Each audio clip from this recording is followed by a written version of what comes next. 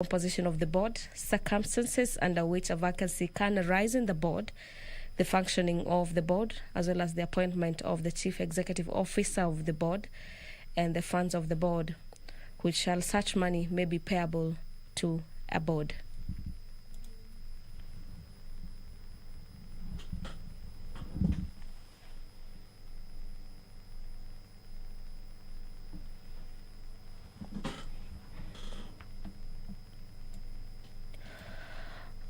The Chairperson, Budget and Appropriations Committee will be moving a motion. The motion is on consideration of the budget estimates. This is for the financial year 2021-2022. The Chairperson, Budget Committee will be moving that the House adopts the report of the Budget and Appropriations Committee. This is on the budget estimates for the national government as well as the judiciary and Parliament for the financial year 2021-2022, and that particular report was laid on the table of the House on Tuesday, June 8th, the year being 2021, and pursuant to the provisions of Article 221 of the Constitution of Kenya, Section number 39. This is of the Public Finance Management Act number 2012 and Standing Orders number 239. The House approves the issuance of 1.9 trillion shillings from the consolidated funds to meet the expenditure during the year ending 30th June 2022 in respect of the votes contained in the first schedule of the order paper.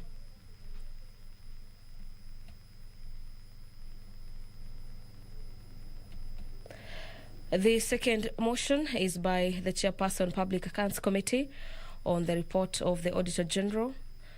This is on the General of the Financial Statements for the national government. This is for the year 2017-2018, that the House adopts the report of the Public Accounts Committee on the examination of the report of the Auditor General.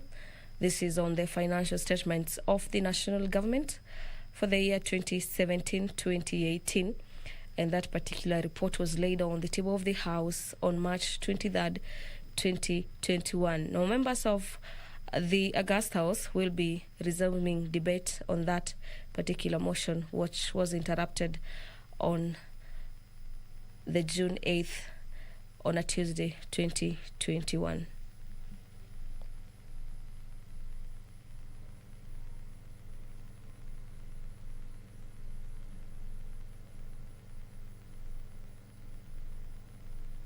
Members of the National Assembly continue streaming into the chamber ahead of the commencement of this afternoon sitting, where members are expected to debate a couple of motions as well as bills that will be tabled before the floor of the House.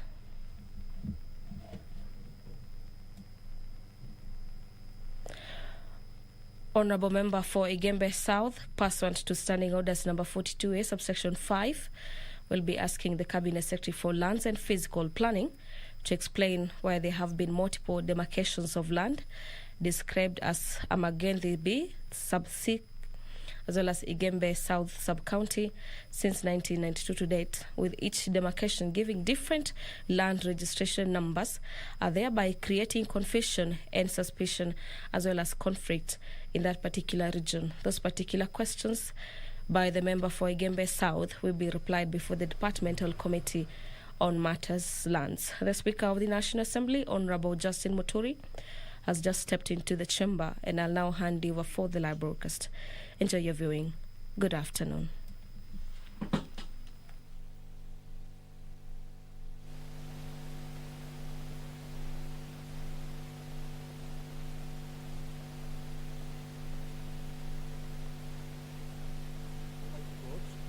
Who in wisdom and goodness have appointed the office of leaders and parliaments for the welfare of society and the just government of the people. We beseech you to behold with abundant favor as your servants whom you've been pleased to call to the performance of important trust in this republic. Let your blessings descend upon us here assembled, and grant that we treat and consider all matters that shall come under deliberation in so just and faithful a manner as to promote your honor and glory, and to advance the peace prosperity, and welfare of our country and of those whose interests were committed to our church. Amen.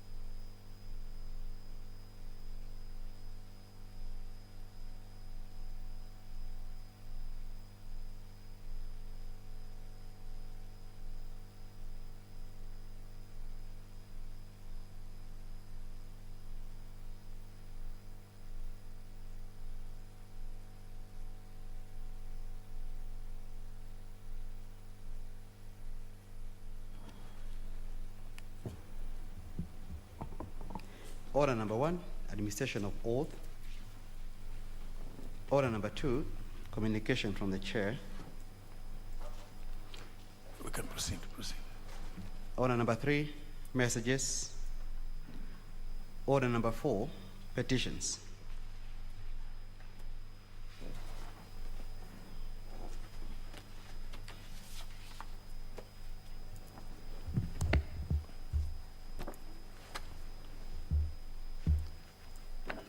Honourable members, pursuant to operations of standing under 225, subsection 1, paragraph B, I wish to report to the House that I have received a petition from Messrs. Anthony Manyara and John Wangai asking that the National Assembly do repeal section 22, subsection 1 of the Elections Act 2011. Honourable members, for clarity, section 22, paragraph 1, paragraph B of subsection 1 of the said act provides, and I quote, a person may be nominated as a candidate for an election under this act only if that person, in B, Romans 1 and 2, in the case of a member of parliament, is a holder of a degree from a university recognized in Kenya, or Roman 2, or in the case of a member of a county assembly, a degree from a university recognized in Kenya. Pursuant to section 1A of the Act, the cited provisions are to come into force and apply to qualifications for candidates in the general elections to be held after the 2017 general elections, being August 2022 general elections. Honourable members, the petitioners argue that section 22, subsection 1, paragraph B, are unconstitutional to the extent that they are discriminatory, inconsistent with the constitutional preserves in the Bill of Rights, and against the will and sovereignty of the people, who constitutionally are the ones to elect their representatives irrespective of academic credentials. They further argue that since the COVID-19 pandemic disrupted the academic calendar, some sitting and aspiring candidates who do not meet the academic requirements may be disadvantaged, as they may not have completed the pursuit of their degrees within the projected time period of less than 2 years to the next elections. In addition, the petitioners claim that the university degree requirement will make political leadership a preserve of the elite and will disenfranchise a number of good leaders who may not have been privileged to pursue higher education. Honourable members, the petitioners therefore pray that this House deletes section 22, subsection 1, paragraph B of the Elections Act in its entirety, so as to provide a fair playground to all candidates seeking elective positions regardless of their educational backgrounds. Honourable members, on the same breath, one James Murithi Ndwiga of ID number 25976982, has also petitioned the National Assembly proposing that the National Assembly deletes the same section and substituting it with the following new section, and I quote, the proposed provision: be a holder of a certificate, comma, diploma, or other post-secondary school qualification acquired 1 year before a general election or election recognized by the relevant ministry and in such manner as may be prescribed by the Education Act, close the quotes. Honourable members, having determined that the matters raised in the two petitions are well within the authority of this House, pursuant to the provisions of Standing Order 227, these consolidated petitions stand committed to the Departmental Committee of Justice and Legal Affairs. The committee is required to consider the petition and report its findings to the House and the petitioners in accordance with Standing Order 227, subsection 2.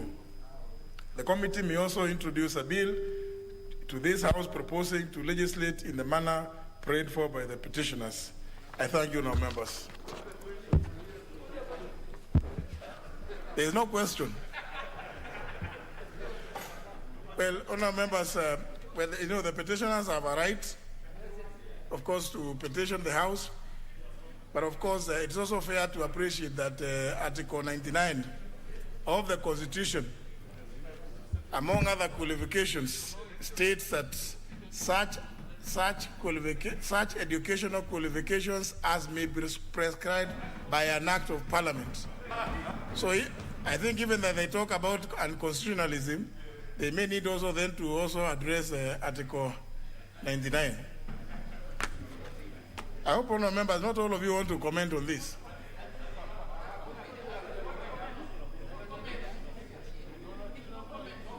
Honourable Duale.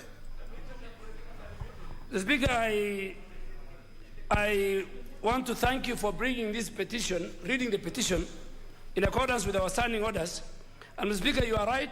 Every Kenyan has a right to. But Mr. Speaker, I have some history. And I'm sure Honorable Mbandi and Honorable Kimunya will agree with me. This matter came in the 10th Parliament when we were in the old chamber where the Senate is.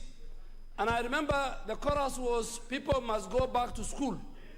Speaker, that time, the number of people who didn't have degree were many, and they were in the cabinet. Speaker, I don't want to name them. There were many in the cabinet of President Uhuru Kenyatta and Honorable Raila Odinga. So what happened, when the House passed it, President Kibaki used his veto power in accordance with Article 115 of the Constitution, and he overturned the decision of the House. Then in the 11th Parliament, Mr. Speaker, we had a very robust discussion, and we took into consideration the concerns of our colleagues, and we said, until 2022, go back to school, go back to university. And Mr. Speaker, COVID cannot be the reason. Today, you know what's happening? When even your wife chases you away, you use COVID as a reason. The universities are on, people are online. So, Mr. Speaker, as you rightly read Article 99, Sub-Article 1 of the Constitution, it is a function of this House to enact an act of Parliament. And Mr. Speaker, there is this story of leaders are born, but leaders, when they are born, all of us, we didn't have any experience. We didn't have any qualification. We went to school, some became doctors. Mr. Speaker, we cannot have people who have no basic education qualification to participate in the function of budget-making process of this House. Mr. Speaker, we cannot have people who don't have the required education qualification to interrogate the Auditor General's report of this House. We can't have people who have no qualification to bring bills and represent their people. So, Mr. Speaker, we are taking our children to school. We can't educate our children. And then here we tell people, you can come to the National Assembly or the Senate when you have no qualification. Mr. Speaker, I really want to urge the House that this time around, if they failed in the 10th Parliament, and if they fail, and if I am one of them, I had a chance between 2017 to 2021 is 4 years. That is the 4 years you can take a degree, basic degree bachelor's program. And the degree, in fact, the degree must be verifiable, and you must come with a transcript. You know? You cannot just come and not hundreds of degrees. There are people in this house who are called doctors, and they have got 100 degrees. That is not a degree. So you must have the transcripts. We must see your colleagues who are you did in the university. Your lecturers must be known. And Mr. Speaker, I want to urge the House that this petition must be dealt with in accordance with Article 99, Subarticle 1. Member for Ugenya. Honourable Speaker, I didn't intend to speak on this one, but Mr. Speaker, Honourable Dwale has talked about it. You know, this same constitution that they are saying is, the law that they're saying is discriminative, talks about the president must have a degree, the governor must have a degree, and so we are just extending this to ensure that those who come to this house don't stay here for 4 years and don't say anything. The Speaker, we have members in this house who go for 5 years and they claim to be working on the ground. Our first and foremost duty as members of Parliament is to debate in this chamber, to legislate and bring bills in this chamber, not work on the ground. In fact, sometimes I think that if in future we want to make this Parliament robust, then we take CDF away, so that members take time in this floor, and so that we're able to debate as a people. Mr. Speaker, people talk about young MPs those days, like my Senator Orengo, Itobi Manyara, Shikuku. They had no CDF. Mr. Speaker, but they spent their time on this floor, made their contribution on this floor, Mr. Speaker, and did so well for the country. But some here, we are spending so much time following CDF, how much money has come in, blah, blah, blah. So we don't pay attention.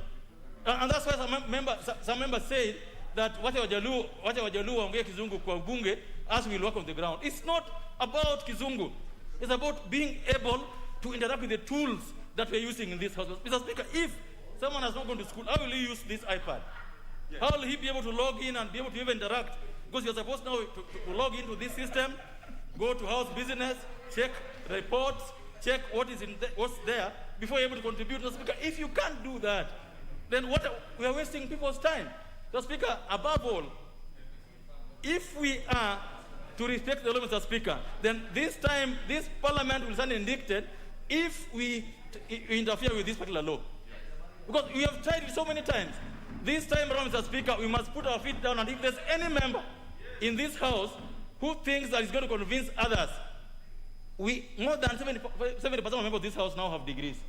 More than 70%. So if you don't have, Mr. Speaker, this is the time to ensure that you get one. If you don't get one, then wait for 2027. Otherwise, we cannot be keeping going back and forth. Then members, Mr. Speaker, you ruled the other day here. Some members, instead of now engaging with the reports, they want to engage with the witnesses that have come before the committees because they have nothing useful or useless to add to what is happening in Parliament. Speaker, so much as the petitioners have a right to bring the petition, Mr. Speaker, I want to request the committee concerned that let us not waste time on this matter. There are more serious businesses to be looked at. IBC has not given us a report on how they want to do the elections the next 1 year. The Legal Affairs Committee, check for us. How prepared is IBC? Check for us. How prepared are we to do elections? Not these small things of degrees and what. Let those ones be done by the universities, Mr. Speaker. It's not our business to start asking people to go to school when they very well know that the reason Kenyatta, the president, and Moi, and Kibaki and Uhuru has been spending so much money in education so that all our children are able to participate in national development. You can't do it in this age by claiming to be having a national education. That's nowhere. Or by osmosis, Mr. Speaker. So we want to ask the Legal Affairs Committee, this is a matter that can't require to spend a week. Let us give the petitioners a report, the answer back next week, and look for better things, Mr. Speaker. Thank you so much, Mr. Speaker. Now, let's not debate it. Let's just point salient features so that, because I can see there are very many of you who have comment, please. 1-2 minutes, Honorable Kagogo Bowen. Thank you, Honorable Speaker, for giving me this opportunity to comment this issue, Mr. Speaker. Mr. Speaker, under Article 95, Mr. Speaker, the role of, I am a graduate from Jomo Kenyatta University, Mr. Dwale. So, Mr. Speaker, it is impossible to have legislators here who are illiterate. You cannot, legislate when you are illiterate. Mr. Speaker, at the same time, we have seen, Mr. Speaker, even in some cases where you have a law professor as a governor and, oversighted by illiterate MCAs.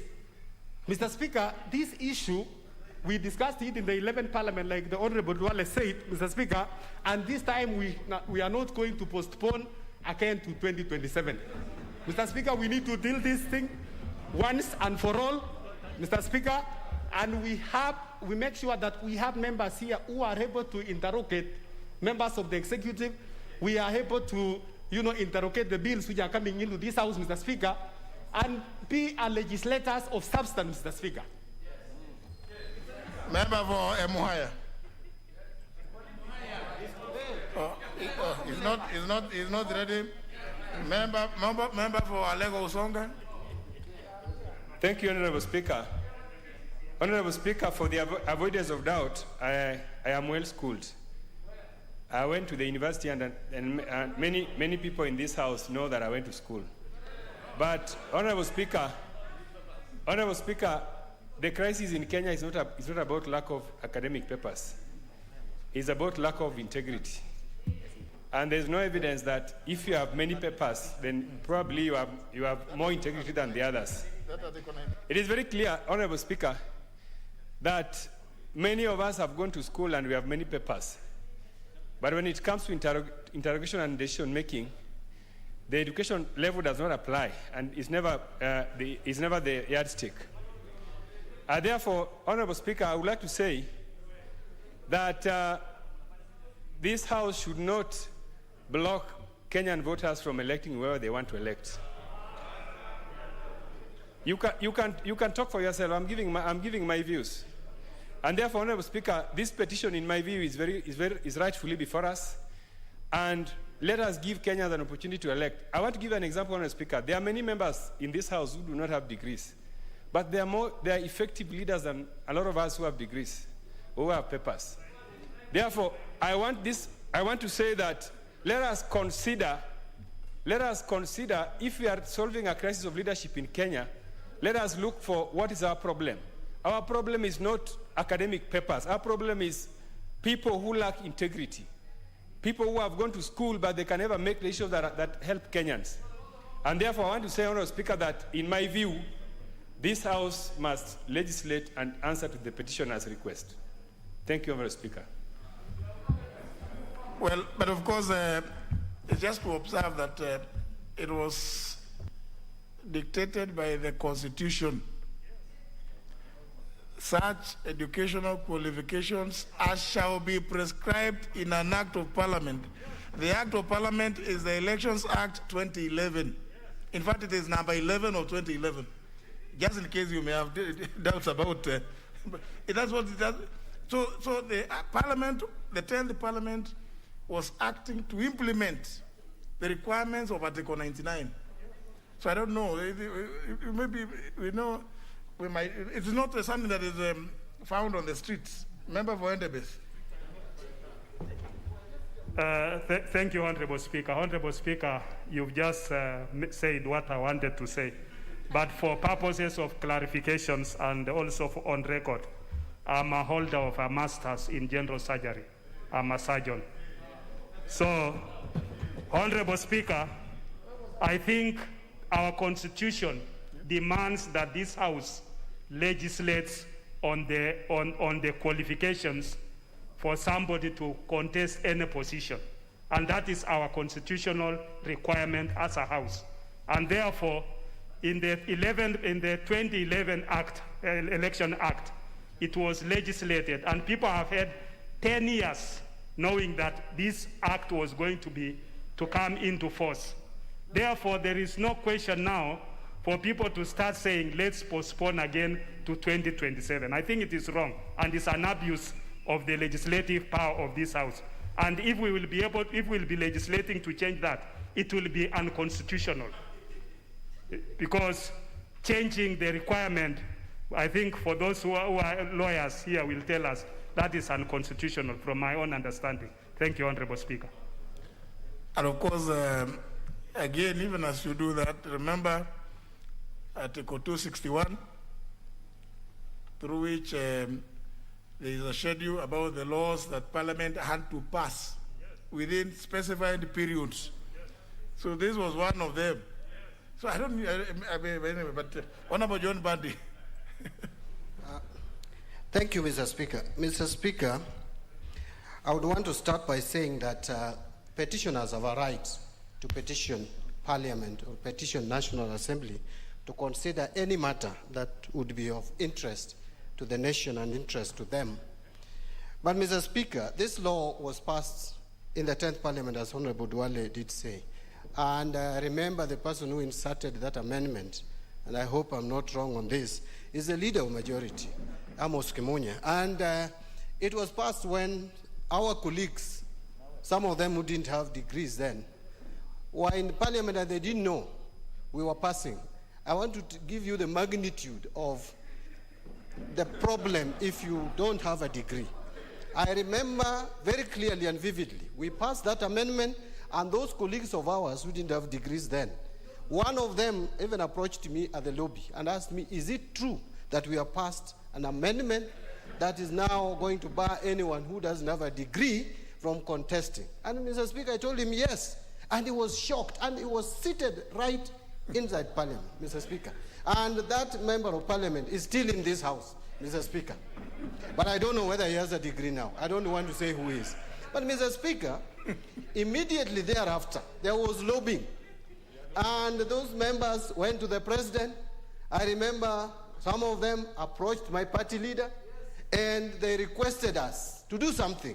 Actually, one of the members of Parliament who petitioned the president is now having a degree, because that person is now a governor, Mr. Speaker. So there is enough time. There was enough time, Mr. Speaker. Mr. Speaker, immediately after 2017 election, I did speak to this matter at a public function, and it became a national debate. I told members of the county assemblies who didn't have a degree or who don't have a degree to go back to school in good time. And a demonstration was organized by some of my opponents and asked 3 areas, Nairobi, to demonstrate, women to demonstrate against me. I don't know how it turned out to be a women affair. Kisumu, they called me and told me, we are not going to demonstrate, but you have been asked to demonstrate against you. And Mombasa. Now, the Nairobi ones went and demonstrated against me. But I told them, I'm like Noah. I am making the ark.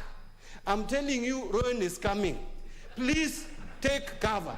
And you are not taking cover. Let's reach 2022 is when you will know that I was a prophet. Mr. Speaker, that hour of reckoning has now come. Those MCAs who are saying Badi is abusing us, now you should know that Badi was their friend. If you still don't have a degree, please, it is too bad for you, because this house is hostile to any other extension from the way I look at it. My final comment, Mr. Speaker, how do you expect chair of a budget committee in a county to be someone who doesn't have a degree like it is in Homa Bay County? I mean, surely, how? Let us be serious. You expect the chair of budget committee like Kanini Kega here, looking at budget estimates, and membership of that committee has people who have not gone beyond standard 7, standard 8. Just because sometimes they are politically correct, let us retain this law as is. So I want to request the committee not to ever give this petition a thought of proposing an amendment to the statute law. Instead, the report they should bring here is to affirm it and have those members who still don't have a degree. And Paul, we still have other positions where you can still serve this country very well. You can be appointed to some committees in the constituencies and other places. Mr. Speaker, this law must stand. Thank you. Leader of Majority. Thank you. Thank you, Honorable Speaker. like my colleague, Honorable Badi, has said, it's obviously the right of every Kenyan to entertain whatever wishes they have and to bring it here. But as you rightly said, we are obligated to prescribe under the new constitution. Within the new constitution, it introduced academic qualifications. Previously, the old constitution did not have that, because the framers of the constitution determined that it was necessary to have a certain basic minimum educational qualification. And when I brought the amendment here during the 10th Parliament, I remember we were sitting in the old chamber, and the matter became controversial. We even had a division. And people voted and signed in the lobby that they want a degree. And immediately after that, there was a delegation. And I remember I was summoned by the former president. What have you done? And I was being accused of all manner of things. I've rigged them out. I want to keep. But eventually, he said, now, much as you are prescribing at this point, there's only a couple of months to the general election. It would look unfair that you're almost doing it to block people. But can we give people time to go to university? And I believe that's what happened now within the 11th Parliament. People have been given time. Now, as the committee looks at this petition, I also want them to consider that following the enactment of that act, there are people who have invested their money and time to go to school because they now want to join parliamentary or county assembly leadership. If we then are seen that we make a law and then we reverse it so that the donkeys can catch up with the horses, we will never make a law that will be obeyed, because people will not have the predictability that this law will hold into the future. They will actually think that we can always lobby for a law to be changed when we are not compliant. And I think that should not be the basis of this House. We cannot be legislating in vain. So what we would like to encourage them is let them go to school, let them think of 2027, and let them give an opportunity for those who have prepared themselves to participate in the 2022 elections in compliance with the existing law, but not now change the law to suit those who have failed to comply. Because, Mr. Speaker, it will be the same thing, the same argument could be extended. You must belong to a political party or declare yourself as an independent. Now, if we are to go back and start changing that, we're changing the law because some people have not joined the party, we will be making nonsense of the legal system that we have created to underpin our electoral system. And I think this is the fact that people could actually vote through a division and not even know what they were voting for until it was announced at the news, at 1 o'clock news. It was announced that some people will be locked out. And that's when they started panicking that what law did we just pass? So it just tells you that the quality of debate, the quality of representation, the quality of oversight will be far much improved when people can stand in this House, read the documents, so that they don't have to keep asking me, do you have some moving notes? You know, because people should be able to read a committee report. People should be able to interrogate a bill and come and prosecute it here on the floor of the House, so that they are not an extension of my thinking, or an extension of Nobuduala's thinking, or John Badi's thinking. That is the kind of thing we need to enrich this House, even if for our respectability. And because we have endowed with a very progressive constitution that has set the pace for the rest of Africa. Thank you, Honorable Speaker. Now, honourable members, you know, there's only so much limited time for comments, but let me hear now from another segment of members. We don't know when the donkeys are going to catch up with the horses, but Honourable Danita Gatti. Thank you, Mr. Speaker. for giving this opportunity to the other gender, because, Mr. Speaker, we are talking about something very important, that is education. And, Mr. Speaker, allow me to really say that I do not support that petition, simply because, Mr. Speaker, we have come a long way as a country in terms of education. Mr. Speaker, the Minister for Finance just read the budget the other day, and you saw the amount of money that was allocated to education, Mr. Speaker.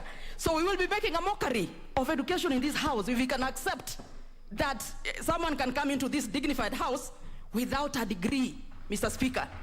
Mr. Speaker, you are aware that I am a very proud Ivy League graduate. I do happen to be an Ivy League graduate from Columbia University, USA, courtesy of the efforts of other people.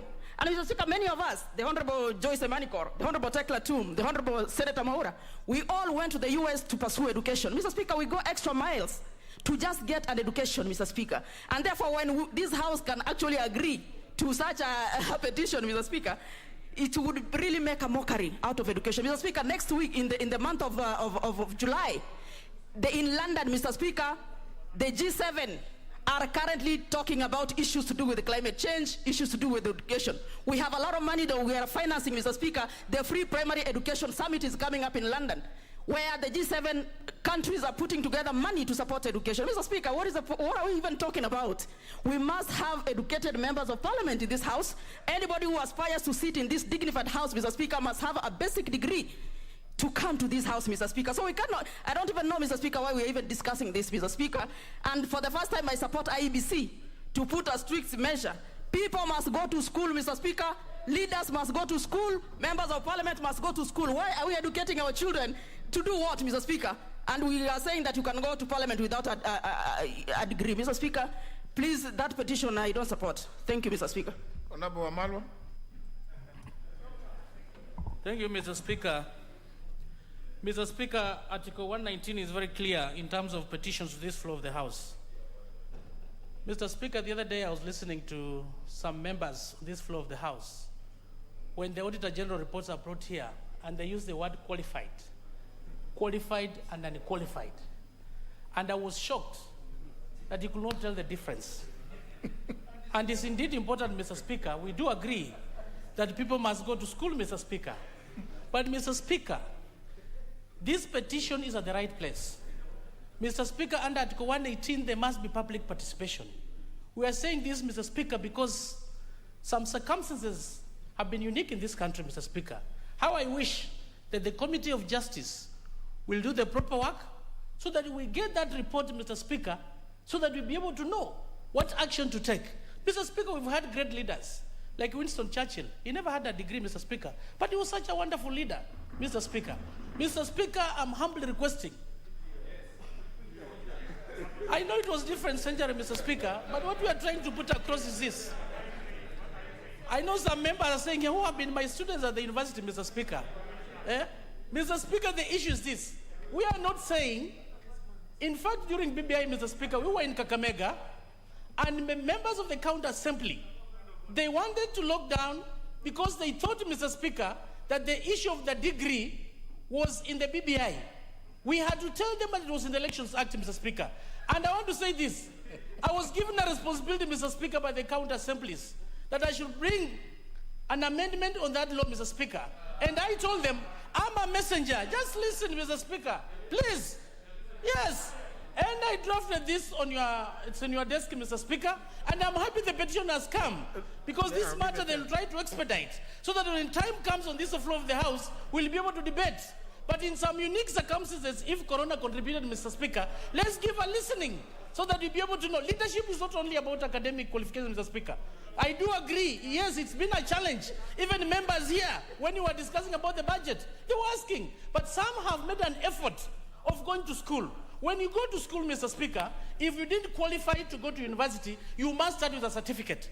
I know members, they went through a certificate, Mr. Speaker. Now they've done a diploma. And it's a longer process. So from the diploma is when you'll be allowed to do a degree. If such circumstances are there, Mr. Speaker, we can give a leeway and extend to 2027, Mr. Speaker, if it's going to allow, Mr. Speaker. I thank you, Mr. Speaker. Honorable Mlele.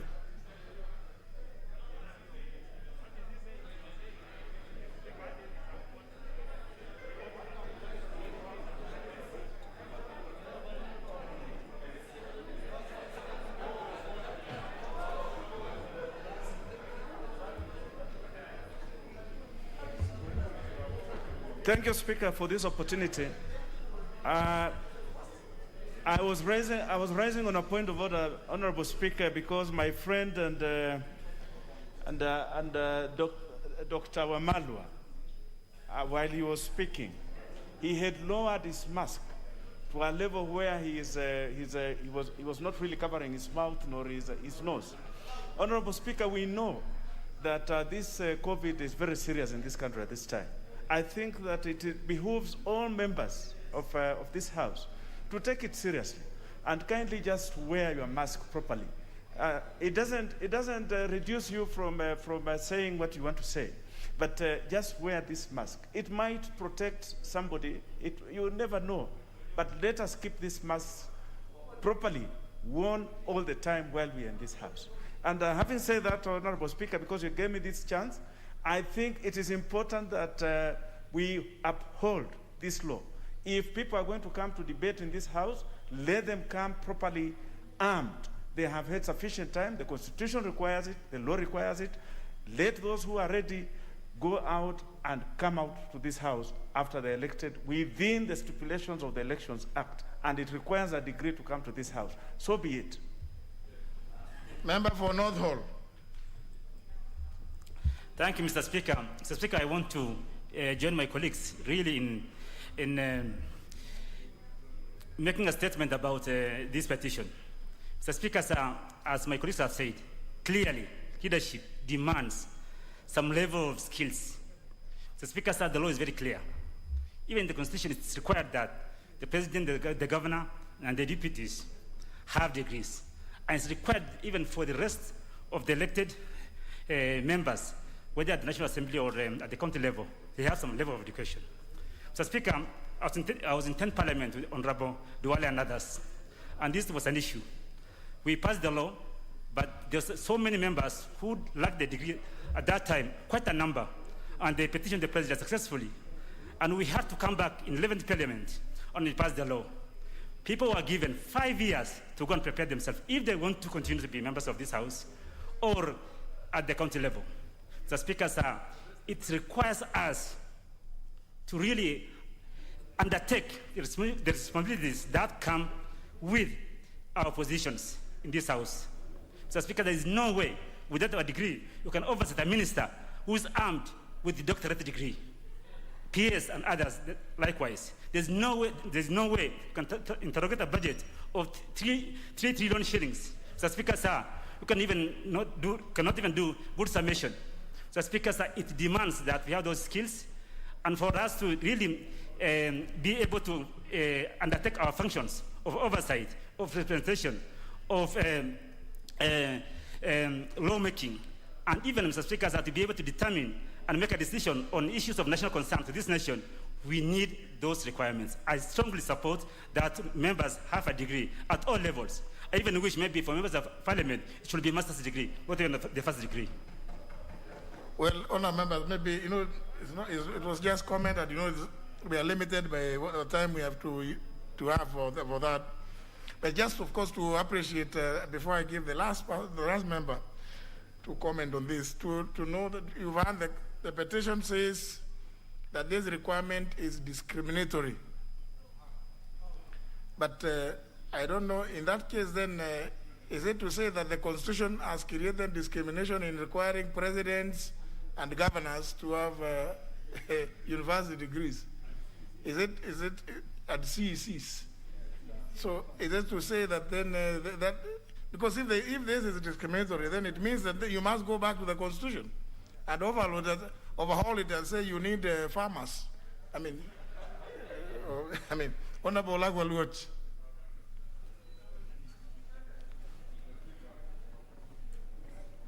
Thank you, Mr. Speaker. Mr. Speaker, I want to go back in history a little. Honorable Judge Uganya, Honorable Duale, Honorable Kemunya, Honorable Badi were within the 10th Parliament when we were debating this. Mr. Speaker, then it was very controversial, but we all agreed that we have that in the law. At that time, Mr. Speaker, there were members of this House who were in the cabinet who did not have degrees. There were some who were backbenchers like us, but were very close to State House. As soon as we passed the law, and like Buddy said, they were not even aware we were discussing it. But when they realized that it had been passed, they lobbied and they actually went to see His Excellency President Mwai Kibaki. And that is when now Honorable Kimunya was asked to say what happened in Parliament. Since then, when His Excellency President Kibaki refused to assent to the law, up to now is 10 years. It was very clear when he refused to assent that provision would take effect in 2022. It has been 10 years since. If anybody was serious about getting a university degree, they would do it. Mr. Speaker, what I see in that petition is, even if you have a driving license, you can qualify to come here. And I'm glad, Mr. Speaker, I'm glad that you have given the House guidance. You have guided the House on the constitutional bedrock of what we have in the law. And it makes me happy that as members are discussing this in the plenary, my chairman, Honorable Muturi Kigano, is seriously making notes and listening. Because when it comes to the committee where I have the privilege of serving, we are going to look at the views that have been expressed by these members. We are going to go back to the Hansard also and look at why we have that provision in the law. But as I stand, from where I stand now, Mr. Speaker, I can tell the House, and as a lawyer too, that that provision in the law is not unconstitutional.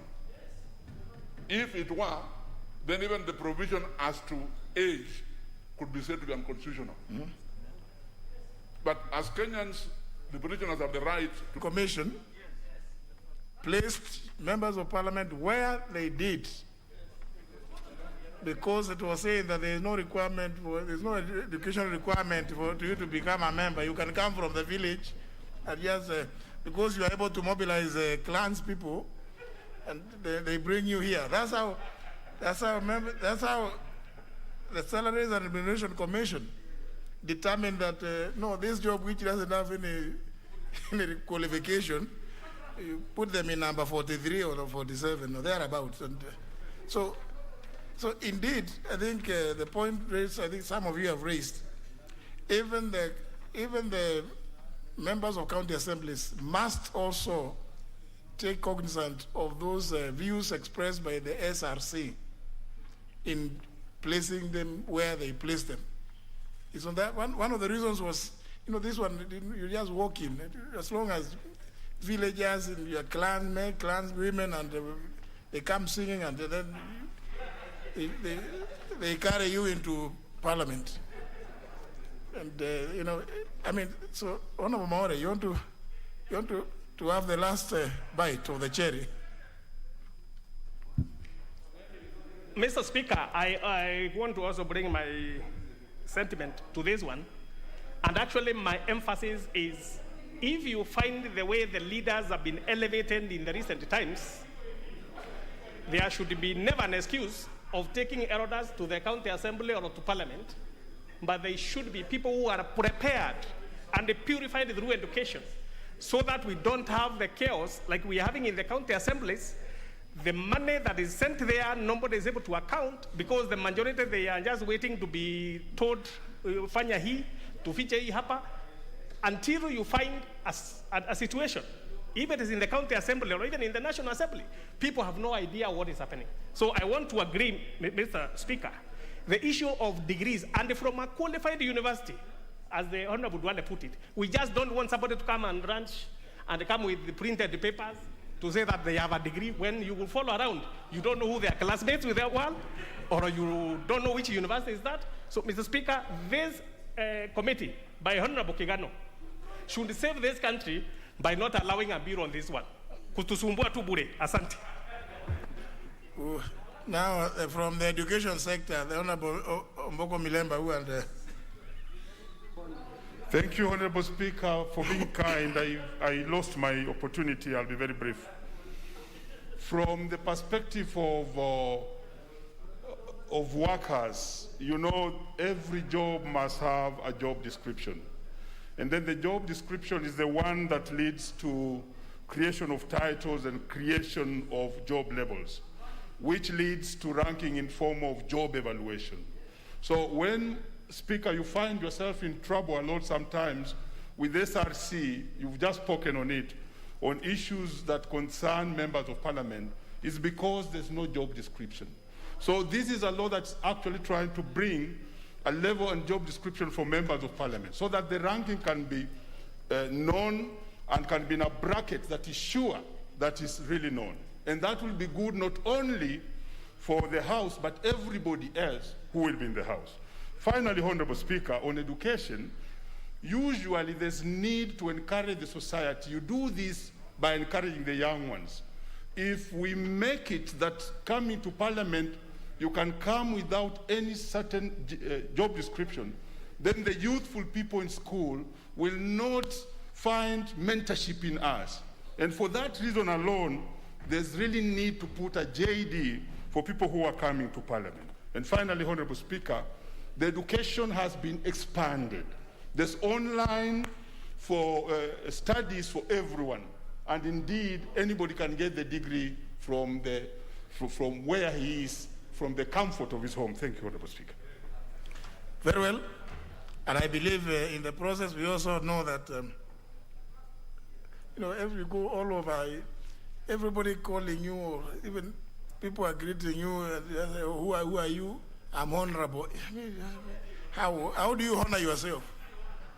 Your name cannot be honorable. You are yourself, let others, you are honored by others. But it's, these things, I think, let's try to educate one another, including those others, those many honorables out there who want to honor themselves before they are honored by the society. Well, the petition will be committed to the Departmental Committee on Justice and Legal Affairs.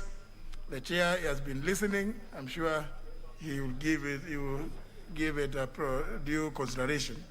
Next order. Order number 5, papers. Leader of majority. Thank you, Honorable Speaker. I beg to lay the following papers on the table of the House today, Tuesday, June 15th in the afternoon sitting.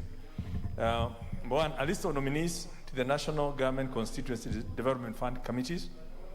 Number 2, the reports of the Auditor General and financial statements of the Management and Supervision Fund for trade for the years ended 30th June 2013, 2014, 2015, 2016, 2017, 2018, 2019, and 2020, and the certificates therein. Number 3, the report of the Auditor General and financial statements of the Mwea Irrigation Development Project for the year ended 30th of June 2020, and the certificate therein. Number 4, the reports of the Auditor General and financial statements in respect of the following institutions for the year ended 30th of June 2020, and the certificates therein. A, the State Department for National Government Affirmative Action Fund. B, the State Department for Wealth Fund Oversight Board. C, the Youth Enterprise Development Fund. D, the State Department for Crop Development. E, the Agricultural Information Resource Center. Number F, the Strategic Food Reserve Trust Fund. And lastly, number G, the State Department for Livestock. Thank you, Honorable Speaker. Chairperson, Budget and Appropriations Committee. Thank you so much, Honorable Speaker. Honorable Speaker, I beg to lay the following paper on the table of the House today, Tuesday, June 15th, 2021, afternoon session. That is the report of the Budget and Appropriations Committee on its consideration of the County Allocation of Revenue Bill 2021. I thank you, Honorable Speaker. Next order. Order number 6, notices of motion. Order number 7, questions and statements. First segment, questions.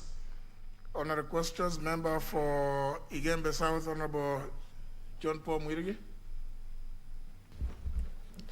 Thank you, Mr. Speaker. Mr. Speaker, I rise to ask question number 184 of 2021 to the Cabinet Secretary for Land and Physical Planning. Question 1. Could the Cabinet Secretary explain why there have been multiple demarcations of land described as Amngenti B, subsection C, D in Igembe South Sub-County, since 1992 to date, with each demarcation giving different land registration LR numbers, thereby creating confusion, suspicious, and conflict. Question number 2, could the Cabinet Secretary indicate when the title deeds for the said parcels of land will be issued? Question number 3, could the Cabinet Secretary also take the disciplinary action against land officers working at the land offices in Kanoni Tumtumu area of Igembe South Sub-County who have been overcharging members of the public for land demarcation services to ensure that the vice is stopped forthwith, including effecting transfers of any officers who have overstayed at the station? Thank you, Mr. Speaker. Very well. The question will be replied to before the Departmental Committee on Lands. Next question is by the member for Saboti, the Honorable Caleb Amisi, who has written to request that the question be asked on his behalf by the member for Alego Usonga, the Honorable Atandi. Thank you, Honorable Speaker. I rise to ask question 186 of 2021 on behalf of the member for Saboti. Part 1, the question is addressed to the Cabinet Secretary for Health. Part 1, could the Cabinet Secretary explain why the National Hospital Insurance Fund is yet to remit over 3 million Kenya shillings or to St. Raphael Dispensary in Matisi Village in Saboti constituency, as NHIF claims, despite the facility having filed the claims correctly and on time, which has caused the facility to shut down operations owing to its inability to pay salaries and procure essential medical supplies. 2, could the Cabinet Secretary also explain the measures the government has put in place to ensure that NHIF funding is remitted to health facilities without unnecessary delays so as to protect health facilities from closure? Part 3, could the Cabinet Secretary also provide the implementation status of the Linda Mama program under the NHIF since its commencement, including the amount spent and its impact so far? Thank you, Honorable Speaker.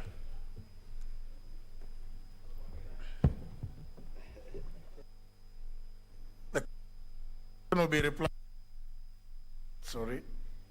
The question will be replied to before the Departmental Committee on Health. The last question is by the member for Sirisia, the Honorable Major Retired John Waluke. Thank you, Honorable Speaker. I rise to ask question number 187 to the Cabinet Secretary. I direct the question to the Cabinet Secretary for livestock, agriculture, livestock, and fisheries. 1, what incentives has the government provided to the farmers to enable them take advantage of opportunities for free market access created by countries such as South Korea for export of farm produce, including green bananas and broccoli, where the two crops are on high demand? 2, what steps has the ministry taken to ensure that farmers throughout the country are able to access quality standardization and other requirements for agricultural produce to access the export market?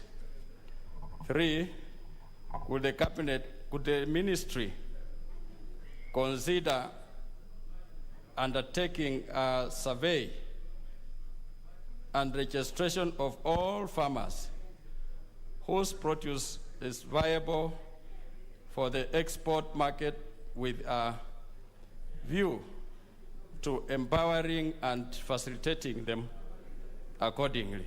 Thank you, Mr. Speaker. The question will be replied to before the Departmental Committee on Agriculture and Livestock. Next segment, request for statement. On the first request is by the member for Mvita, Honorable Abdul Samad. Thank you very much, Mr. Speaker. I beg to speak in English, Mr. Speaker, so that my leader can know that I'm educated enough. Honorable Speaker, pursuant to the provisions of Standing Order 44.2c, I seek to request a statement from the Chairperson of the Departmental Committee on Education regarding renewal of Teachers' Collective Bargaining Agreement, CBA. Honorable Speaker, the current collective bargaining agreement between the Teachers Service Commission and teachers across the country is set to expire in a matter of weeks, thereby creating unwarranted anxiety amongst teachers. Already, Honorable Speaker, the Kenya National Union of Teachers, as well as the Salary and Reviews and Remuneration Commission, have already submitted their respective CBA proposals, but the TSC is yet to forward any proposal from its end. Honorable Speaker, it is therefore on this account of the aforementioned concern that I seek for a statement from the Chairperson of the Departmental Committee on Education and Research on the following. Within which specific timelines is the TSC planning to submit its CBA proposals for teachers in order to renew the current CBA that is about to expire? And secondly, Mr. Speaker, how many NAT members have either not been promoted or have not received salary increments as per the existing collective bargaining agreement? I thank you, Honorable Speaker. The very much educated Abdul Samad Sharif Nasir.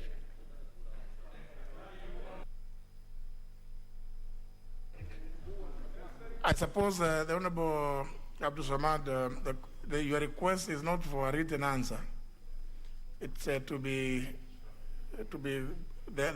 to be brought to the chamber. Very well.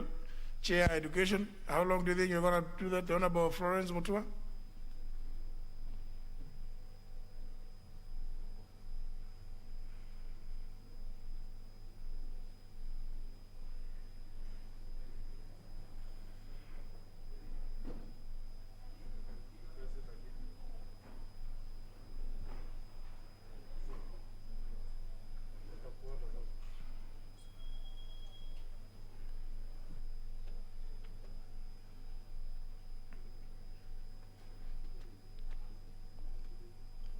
Can you put your card in?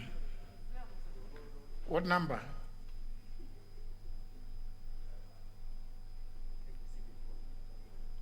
Number of the seat? That appears to be your regular position.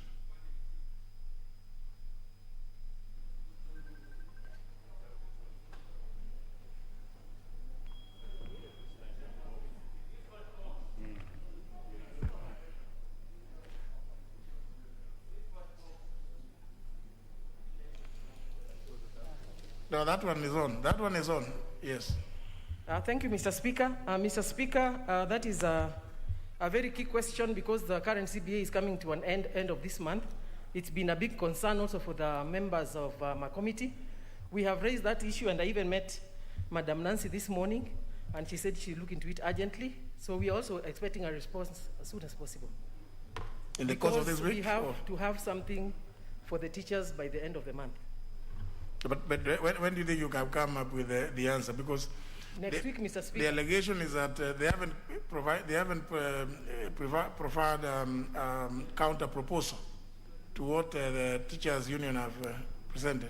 That's what I went to ask also Madam Nancy this morning, and we are also expecting an answer the earliest. So, in a week, Mr. Speaker, we also need an answer. In a week's time. As a committee, yes. Yeah, this is instructions from Parliament. Yes, thank you. Yes. Very well, Honorable Abdul Samad, 1 week's time. Next segment, response. The Chairman, Energy Committee. Member for Nakuru East. Honorable Gikaria. Thank you, Honorable Speaker. First of all, Honorable Speaker, I wish to register my apologies for not having been there last week. Neither was my vice. I sincerely apologize for our absence, Honorable Speaker. But as it is, Honorable Speaker, Honorable Duale, it's true.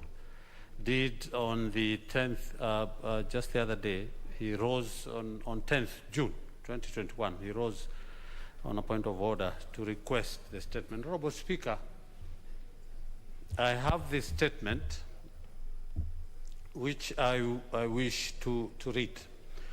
Honorable Speaker, we've had 3 meetings, one of which was postponed because the ministry was unable to attend, and the other 2, but the last one where Honorable Duale had another engagement with the Committee on Administration and National Security, the response was availed to him in writing. But Honorable Speaker, I have read, and Honorable Duale is not satisfied with 2 of the 6 issues that he had raised.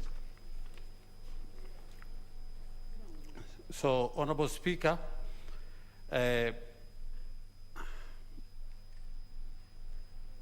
Honorable Speaker, the pursuant, after Honorable Duale had requested, the response from the Cabinet Secretary is as follows, attached. Honorable Speaker, after that, President Uhuru Kenyatta, through a special gazette notice of 3076, published on the 29th March 2021, appointed a task force primarily assigned with the undertaking a comprehensive review and analysis of all power purchase agreements, PPA, entered into between various independent power producers, IPPs, and the Kenya Power and Lighting Company Limited, that is the task force. The constitution of the task force by the President follows the revocation of a standing committee appointed by the Cabinet Secretary, Ministry of Energy, to undertake a similar exercise through a special gazette notice 2219, published on the 15th March 2021. Notably, the mandate of the standing committee in the revoked notice was centered on the renegotiation of the PPS, whereas the mandate of the task force in the Gazette notice has been extended to include termination of the PPAs and any other appropriate action the task force deems fit as recommendation options.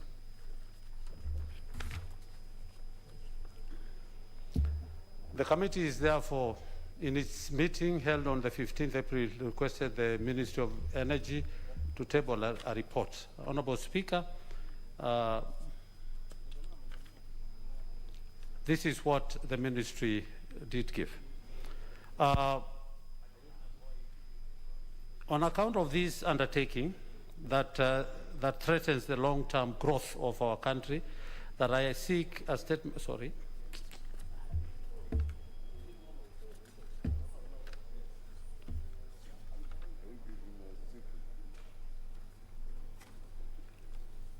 One of the issues that Honorable Speaker, that these power producers each individually enter into their power purchase agreements, PPA, with KPLC, who buys the power from them directly. Question number 1 that Honorable Oduale had sought is at what rate does KenGen supply electric power to Kenya Power? Honorable Speaker, KenGen is currently the largest power producer in Kenya with several power plants located across the country. The power plants are, come into different sources of power ranging from hydro, geothermal, wind, and thermal. KPLC pays KenGen for energy delivered, fuel used in generation, and capacity charge for each power purchase agreement as shown on the table below. Honorable Speaker, the list is a little bit too long, and maybe because Honorable Duale might be able, because he had seen the statement. Have you a copy of the statement? Yes, I think he has gotten a copy of the statement. Oh, you have a copy? Yes. Okay, very so well. These are the, but on 2, the second question was, at what rate does Kenya Power procure electric power from independent power producer? KPLC pays IPPs for energy delivered, fuel used in generation capacity, charges for each power purchase agreement are shown below for 2019-2020. Again, Honorable Duale has that, And this was only specifically for the financial year 2019-2020, which it is various, which Honorable Duale has. From the, it is in kilowatt hours and the charges, which is almost 6,304,587,105 shillings. Question number 3, what is the basis of the huge difference between rates charged by KenGen and the rates charged by IPPs? The different power plants are priced differently depending on various factors, a major one being the source of power. KenGen also has different prices for its power plants, some being higher or lower than other IPPs. Question number 4, that I do agree now with Honorable Duale when he says, when he rose last week requesting and he was not satisfied, and we totally, because again this is something, it is, could the chairperson provide a list of IPP including their shareholders, directors and addresses? Honorable Speaker, the list that is given here is only of some 19 IPPs with no names for directors, no addresses and no shareholders. And this is where Duale, I totally agree, and we totally agree with him as a committee, that this information as sought by Duale was not given as he had sought that information. And of course, Honorable Speaker, as a committee, we have been raising these issues, and when Pukose was a vice chair, he remembers. And some of these past and present at the ministry are purported, or it is alleged they are part, and maybe that is the reason why they don't want to give these things. But again, we will be demanding as a committee for a full disclosure as requested, because as a committee, when we ask, and this information we have been asking, and the committee is privy to this information, and it has not been brought even to our committee. But now we will, as a committee, demand, as requested by Duale, that this information must be provided. 5, how much money has been paid to each of the IPPs by KPLC and other Ministry of Energy since commencement of their respective contracts with the Government of Kenya and KPLC? Honorable Speaker, the response is that some of these contracts range between, back over 25 years. More time will therefore be required to extract and consolidate this data for submission. Honorable Speaker, as again requested by Honorable Duale, down almost 3 months down the line, it is not appropriate to have this kind of an answer. So we, again as a committee, Honorable Speaker, will be requesting your indulgence in terms of giving us more, maybe another extra 1 week, so that we can be able to go and be able to request the ministry to be able to furnish this very important request that was asked by Honorable Duale. The last one is, what urgent measures is Kenya Power taking to reduce the cost of electricity to households, businesses, factories and other consumers with a view to support the government Big Four agenda to enhance, especially enhancing manufacturing? And the answer is that renegotiation of existing PPAs for existing power plants. B, time of use tariffs for large commercial and industrial customers.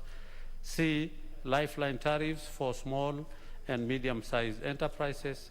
D, on dispatch basis during operations, priority is given to renewable generation sources to meet demand while reducing thermal generation. And lastly, that is E, 132 kVA and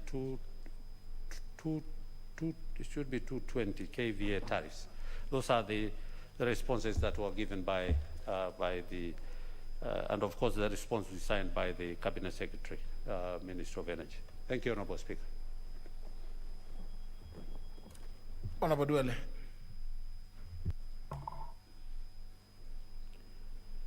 Mr. Speaker, I need your guidance on this matter, because I've asked for 6 questions And this matter, Mr. Speaker, is a matter of public interest. And it concerns the high prices Kenyans pay for electricity. Mr. Speaker, my interest was the independent power producers. And I have been given a list of 19 independent power producers, which I have one independent power producer is more like a government one, Lake Turkana wind power. But Mr. Speaker, all these power producers, Savo Power, Rabai Power, Imentiti Hydro, Thika Power, Gikaria, Gulf Power, name it, Iba Africa, Mumia Shua Company. Mr. Speaker, because this is a matter of public interest, this committee have done a good job. But Mr. Speaker, government and that more so the Ministry of Energy have refused to answer two important questions. And Mr. Speaker, under Article 117 on the powers and privilege given to Parliament and its committees, and even the leader of majority and the leader of minority, if you read 117, and Article 35 of the Constitution on access to information, and the Powers and Privilege Act, Mr. Speaker, this committee, for the first time, have been denied two important questions. One, the directors and the shareholders of these 18 independent power producers. And Mr. Speaker, I want to confirm that these directors and shareholders are big people, some of them in government and some of them in the energy sector. Two, Mr. Speaker, I have asked for the contractual obligation that they've entered with the KPLC. The chair has been denied the last 3 months. And in fact, the answer, Mr. Speaker, he says that I should go to a court of law and get an order as a member for Garissa Township so that those answers can be availed to me. Mr. Speaker, before you give direction, I want to say it without fear of contradiction that in 2019, so that they can hear us, KPLC spent 15 times more to buy power from the independent power producers, even compared to KenGen, which is a government entity. The Speaker, in that period, KenGen was selling power to KPLC at 4.6 cents to the kilowatt hour. Mr. Speaker, I want to give you 4 companies out of these 19. Speaker, KenGen sells to KPLC at 4.6 cents per kilo per hour.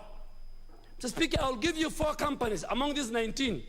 Trump Power Generating Company, whose directors have been denied, sold to KPLC at 69.2 kilowatt hour. 15 times more expensive. So Speaker, Gulf, Iba Africa, Power Tech Solutions, Savo Power, sold to KPLC at 26.3, 16.9, 14.7, and 11.77, respectively, per kilowatt hour. So these independent power producers, Mr. Speaker, are the ones who are making Kenyans pay for power. And they are owned by people who mint billions. Mr. Speaker, I'll even give you a scenario. According to KPLC, electricity power generating agreement they have signed with these companies in 2018, KPLC spent 64 billion to buy 10.79 billion kilowatt per hour from these companies and KenGen. KenGen produced about 60% of that. These other companies took away close to 29 billion, and it's in the document, 29 billion. But Mr. Speaker, one thing that Kenyans don't know, and I want the Minister of Energy to tell me, under this power purchase agreement that we have in this country, there is a component called capacity charges. And the member for GEM started from a very lower rank in KPLC. Those who climbed the poles until he became a big man. So he understands what I'm talking about. There's something called component of capacity charges, where KPLC pays the independent power producers even when they are not generating. These power producers, even if they don't generate, they don't sell to KPLC, they earn billions of shillings in the name of capacity charges. These charges are transferred to the ordinary bills of the Kenyan citizens.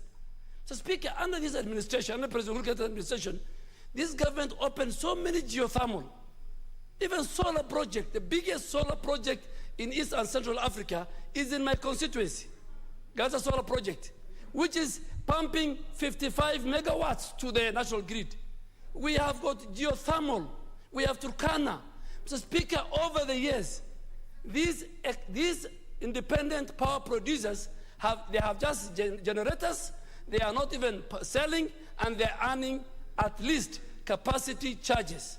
So Speaker, I want you to indulge me and this House that you order this committee and even ask for an inquiry, that we want to know the actual faces behind these 18 companies. Who are the owners? Who are the directors? Who are stealing from Kenyans through these exorbitant power prices? Two, Mr. Speaker, we really want to ask you to order the Minister of Energy to table before the committee the constructional obligation. Every contract and contract must have a period. Mr. Speaker, we want to know if Honorable Duale is the owner of Gulf Energy, if Honorable Duale is the owner of Savo. Speaker, we know, they're listed, some of these companies are listed. Speaker, the committee of this House cannot be told, go tell Honorable Duale to go to court, get a court order for him to know the questions I've asked him is. So, Mr. Speaker, this is a serious matter. Yes. Speaker, it's a serious matter. It's just like the Anglo-leasing, when in the 9th Parliament, Honorable Malcolm More raised it. So, Mr. Speaker, we want to protect public interest from few individual companies. The capacity of Kengen can provide enough power to KPLC. Why do we engage? These companies were brought on board, Mr. Speaker, in 2001 during the drought, when we had a shortage. But today we have enough power. Kengen can supply. Why are we denying Kengen the power, to supply us power at 4.6 shillings? And we are allowing other people to supply at 69, at 26, 17, 11 kilowatt per hour. So, Mr. Speaker, I think we're helping government. We need to know, you need to direct, Mr. Speaker, that this House is furnished with the directors and shareholders, the contracts and the price since 2001, so that this House, a committee of this House, can bring this matter to rest, Mr. Speaker. And I am not going to quote, Mr. Speaker. Under Article 117, I enjoy privilege, powers and freedom of expression and thought to represent not only the people of Garissa Township, but even the greater people of Kenya. Mr. Speaker, this answer is unsatisfactory. Deliberately, question 4 and 5 have been denied because some people want to hide certain faces. So, Speaker, help us through your powers to unmask these shareholders and these directors, and let us have the contracts. Now, I can say there are a few interventions, but honourable members, I think there will be no need of us. The member for game may want to put in his specific knowledge, but please, not now. Let me give directions. The issues raised by the Honourable Duale are indeed of great moment, and they really go to the core of some of the key issues that we keep addressing. We talk about the Big Four, and the component of manufacturing is there. We will not achieve it as long as some of the issues that Honorable Duale is raising are not addressed. And therefore, I know, Honorable Gekaria, yours is a departmental committee, but now you will have to convert yourself to do an inquiry with all the powers to summon call before you, and if they fail to, report here, and we will show you how we will drag them into the place. All the people involved, whoever it is, starting from the cabinet secretary in the ministry, his PAs, and whomever it is that you as a committee choose to invite, those members from the Kenya Power. The story about the response about the Honorable Duale going to court we will not allow it, not under my watch. The Member of Parliament is entitled to an answer, a satisfactory answer. Also invite the registrar of companies. These days, there is even the issue of beneficial ownership. Let them come with all the CR12s of all of them. And if they don't bring, then you know that they are phony. You know, they must bring all the CR12. The registrar must bring before you. In fact, that process is ongoing. And the other day, Kenyans were being praised for having compliance in great numbers with the requirement for beneficial ownership. So get the CR12 so that then the answers which you'll bring now as a report, Honorable Gikaria, not now the statement from the ministry. So you will now be the ones now to bring the report, and on the day you're inviting them, invite the Honorable Duale. So another interested members like the member for NDBS, and maybe the member for Game, is it? And the member for Kwanza, I can see his hand up. And any other member anyway who desires to go and hear. Because this matter affects everybody in the country. It's an important matter that the committee should really inquire into. Now it's not a matter of being given written statements perfunctorily. No. You now inquire into that, go into whatever length and depth to find out the issues that the Honorable Duale has raised, which now at least you have got a starting point. You get the answer, the issues that the Honorable Duale has raised, and also let in every contract with the IPPs indicate when it was first entered into.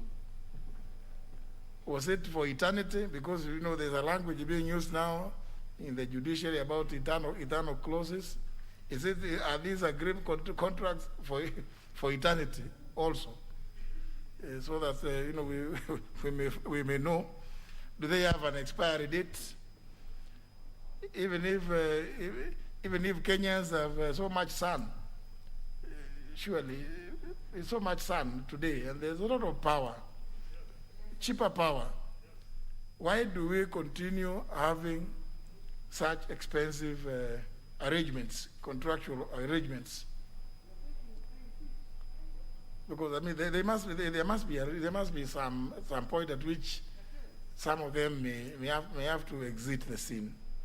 So, Honorable Gikaria, your committee, take some little bit of time and call everybody who is in the whole chain, from KenGen, from Kenya Power, from the ministry, from the registrar of companies, and any other body that you may think that has any information to provide, so that you table a report here which the entire House can debate, either resolve in one way or the other.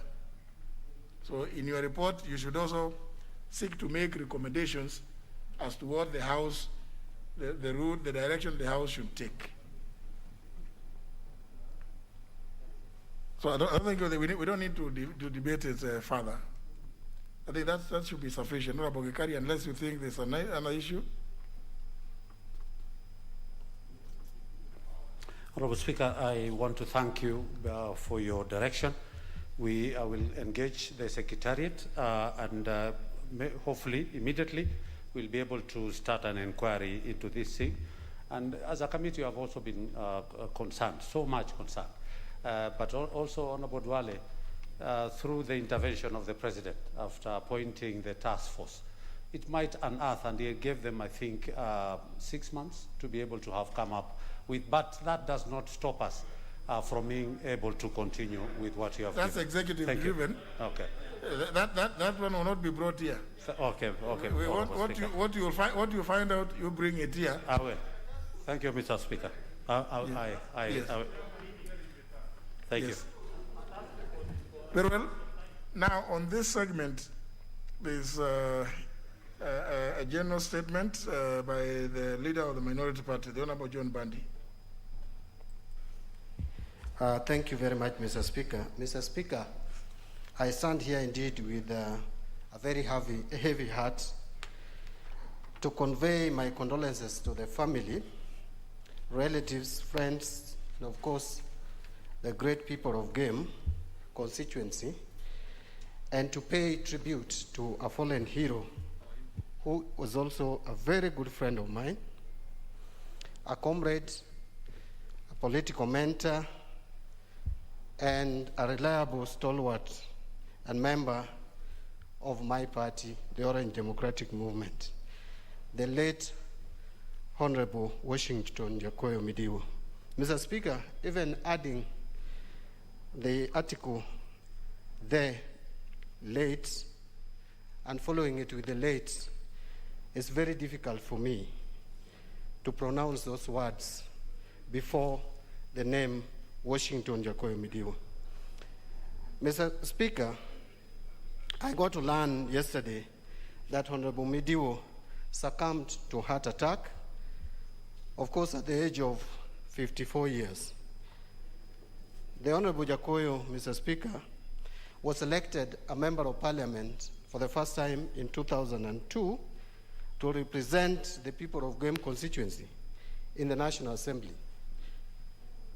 And, Mr. Speaker, he served in this House continuously for 3 consecutive terms up to 2017. Honorable members who worked with the Honorable Jakoyo Mediwo would remember him and would agree with me that he could be described with the following words: that he was an astute debater, Jakoyo was courageous and charismatic leader, and I must add that he was a witty politician. He was forthright, very brave, and straightforward. I think if I use those words liberally to describe my fallen friend, I wouldn't be off the mark, Mr. Speaker. He was actually a dedicated and selfless leader who served his people with dedication. The Honorable Jakoyo, Mr. Speaker, allow me first to move to a bit of his history, a summary of his history. Was born in 1966, and he officially joined politics in 2002 when he vied and won the Game parliamentary seat on a NAC ticket.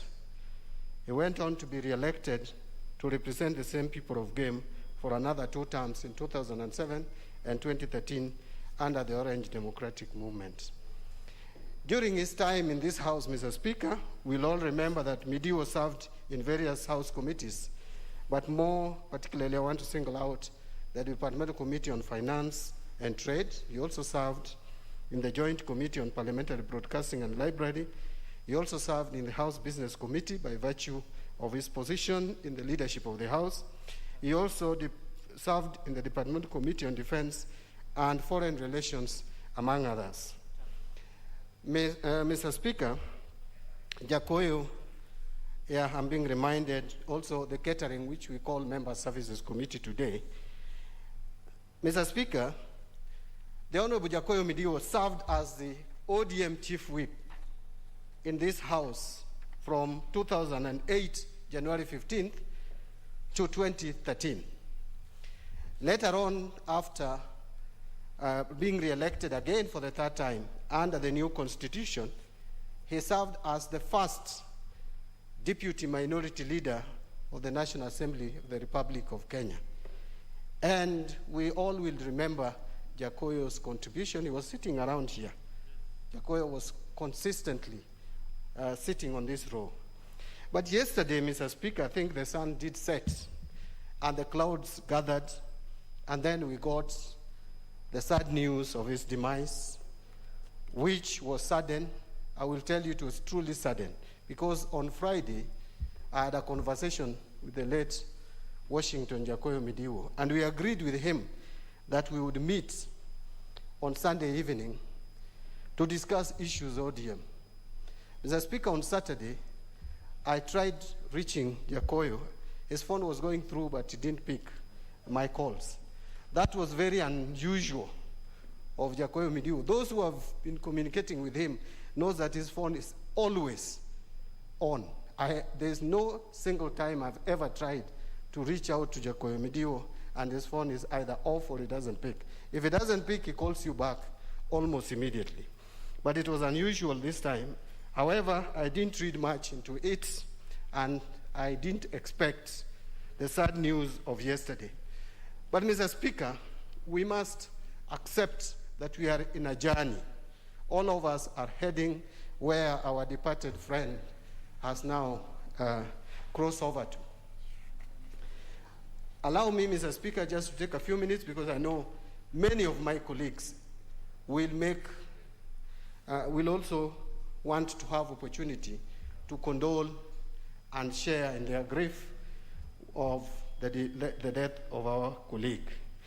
Let me just say a few things. I called Honorable Jakoyo Mediwo my political mentor, and indeed he was.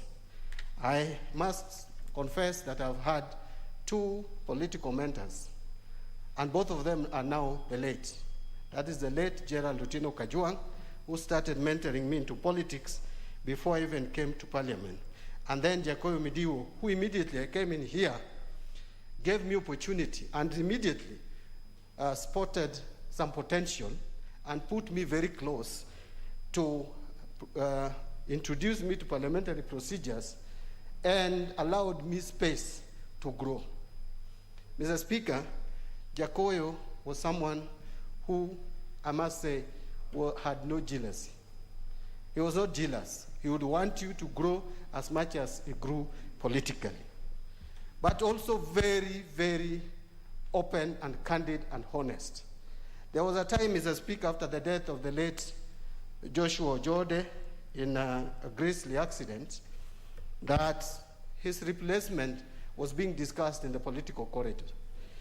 And I remember meeting Jakoyo on the stairs, and he called me aside and told me, "Mbadi, it is being said that you are to be appointed assistant minister, but I don't want it." He told me on my face, and I asked him why. He told me, if Ababu Namwamba is crossing over to government side now, government, becoming a member of the cabinet, how can I again lose you? Who is remaining in the backbench? And I told him that you are not then thinking about my personal development.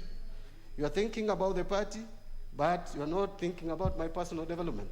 And immediately took about 1 minute just thinking about my statement and told me, "I think I agree with you."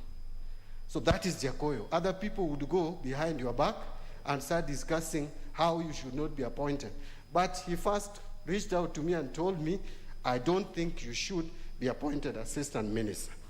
Now, Mr. Speaker, we have lost such kind of a person. I want to just say my last final remarks.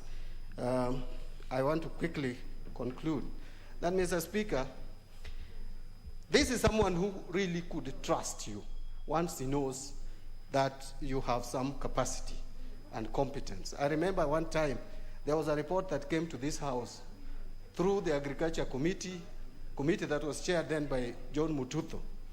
And that report was really personalized attacks on the office of the Prime Minister. We sat with Jakoyo in the Prime Minister's office with the technical team, and we agreed that we bring amendments, the 2 of us. And he told me, "Mbadi, go home, read, I'm also going to read. Tomorrow we converge and propose the amendment." Mr. Speaker, I read all the way to 3 a.m., coming out with these amendments. When I met Jacoy the following morning, he told me, just laughed and told me, Mbadi, I knew you were going to read, and so just go ahead and propose those amendments. Mr. Speaker, when I came to the floor of the House, after my contribution, all the members of Parliament, including the cabinet ministers, agreed with me. And I think that is the first clear mark that I made on the floor of this House. That is how Jacoy could trust you. I could go on and on. This is one person. Among my friends, there is no member of Parliament who has visited Suba South constituency like Jacoy Mediwo and did so many fundraisings for me as a chief guest. It is only his constituency and Rarieda constituency, where my wife comes from, where I have visited outside Homa Bay County more than any other constituency in the Republic of Kenya. So, Mr. Speaker, I don't want to take all the time for my colleagues. It is indeed really a sad moment for all of us, all the members of Parliament here, especially those who served in the last Parliament and the other previous Parliament, will agree that we have lost someone who, even if he was not with you on the same side of the political divide, you could still interact, socialize, and a very, very genuine human being. I want to stop there because I profess the faith of Seventh-day Adventists. I will not say, may God rest his soul in eternal peace, because we believe that is a judgment that's left to God. But he served this country, he lived his life. Thank you very much. I pray for the family. Thank you, Mr. Speaker. Let's take not too much, not too long per person, because I know there are many of us who would want to eulogize our good friend and brother, the Honorable Washington Jacoy Mediwo. I will start with the Deputy Speaker. I thank you, Mr. Speaker. On behalf of my constituency, my family, and myself, I wish to give my heartfelt condolences to the family of Honorable Jacoy Mediwo. Mr. Speaker, I came to Parliament in 2002, and Jacoy had also just been elected as a first-termer. Mr. Speaker, what Honorable Mbadi did not say, or he did not say it properly, is that Jacoy was a good person with a very good heart, and a big heart. Mr. Speaker, when we came in 2002, because I want to be very brief, we were quite a lonely group of young KANU members of Parliament who had been thrashed. The party had been thrashed in the general election, and we were only 68. And Mr. Speaker, on the side of NAC, it was very difficult to interact with anybody that side, the one who are in government, because remember, NAC had just gotten to power. Many of them were fairly new to real power, and they were very difficult and sometimes fairly arrogant, Mr. Speaker. The only person who across the aisle would be able to, interact with us without a problem was the Honorable Jacoy Mediwo. And I remember one time, Mr. Speaker, we went to his constituency and actually put him into a lot of trouble. 14 members from KANU, young members from KANU party, visited his constituency and did a harambe for him, because really there was nobody else we could interact with in government. We had been used to power, and we had no power no more, and therefore very lonely, and we could get, and we went to his constituency, and I remember him being summoned and asked why he was behaving in that manner with the people from the opposition. That story went on and on. He was an active member of the House. Other than being a good debater, he was also a footballer. Maybe not a very good footballer. But if you get anybody from Nyanza or Western, when they come to Parliament here, they would believe just because they are very good the other side. He was not a good footballer, but a very social footballer. We would interact very well when we go on trips with him. And Mr. Speaker, I've just said he was a good man. Lastly, I wanted to say something about him on a personal level. Many of these members of Parliament have never lost elections, so they would not know how cold it is to be outside Parliament when you lose an election. I remember when I lost election in 2007, and I had nothing much to do.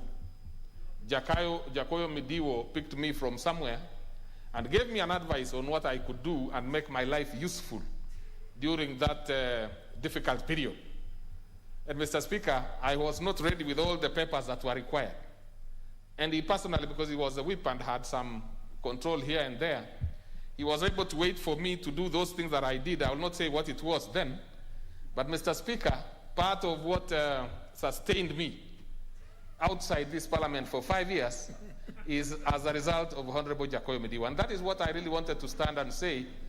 Really, if there was anything I could do to say thank you, I really want to say thank you from the bottom of my heart, and to the family, we pray for them. For the family, we pray for them, and hope that God will, let's not say be kind. The Honorable former majority leader says be kind. For us, we say our fariji, mioyo yao, familia. Now, then we can put that in English. Thank you very much, Mr. Speaker. Member for Game.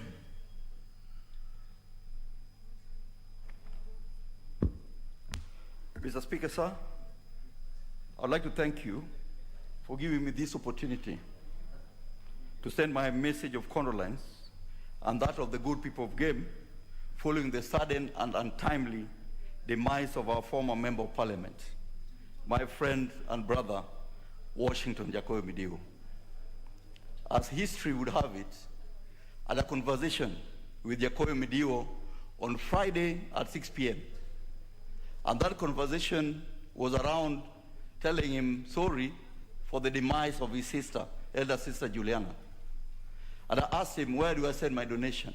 And he told me, just send the donation to me. Little did I know that that was the last time I would talk to my brother Jacoyo. No wonder the Bible says in Psalms 39 verse 4, Lord, show me my end. Lord, teach me that my life is like a phantom, that my life is just like air. I think the demise of Jacoyo has taught me a few lessons of life. Mr. Speaker, sir, during the 15 years of his membership to this House, Jacoyo exuded a sense of teamwork and a sense of brevity in articulating.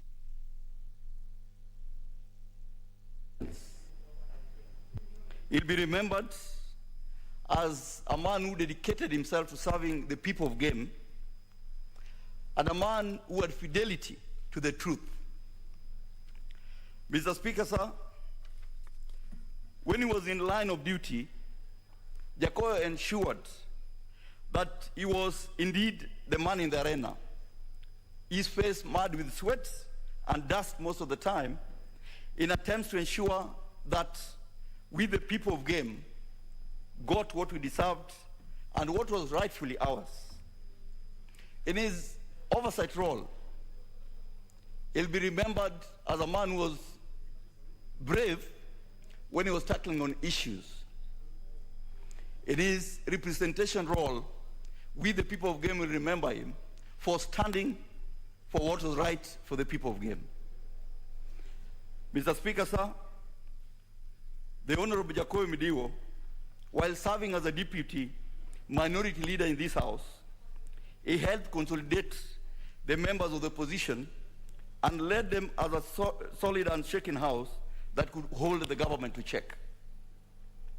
Mr. Speaker, the people of Game will forever remember the Honorable Washington Jacoyo Mediwo for his transformation agenda and for the many projects that he used CDF to launch and to ensure that our students in school had good classes.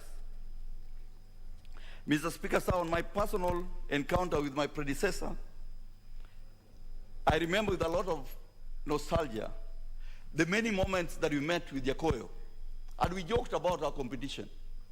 We thought that the competition was just like a football match between Gor Mahia and AFC. And after the match, sometimes you lose, sometimes you win. And we kept our cool because we thought that we are all fighting for the beautiful constituency of Game, the land that has the best of brains in this country.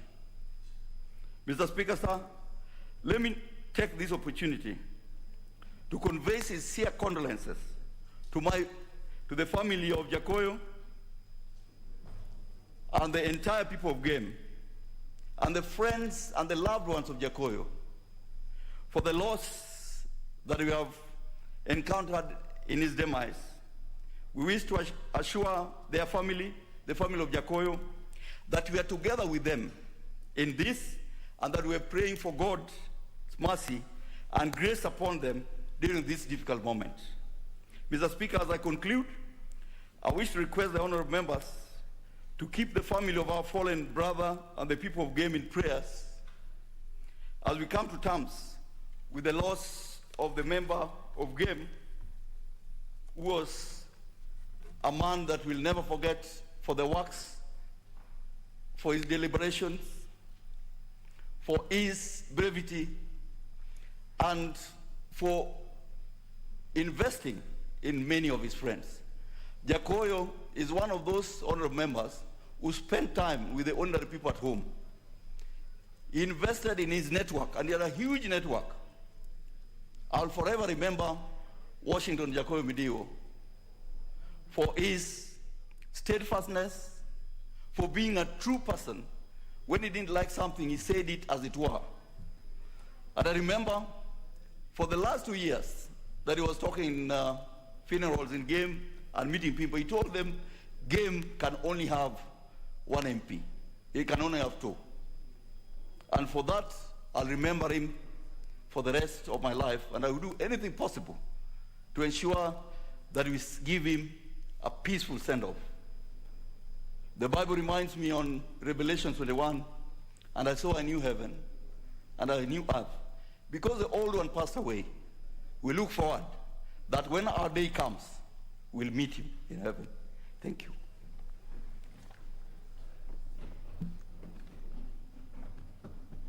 Honorable Wandai.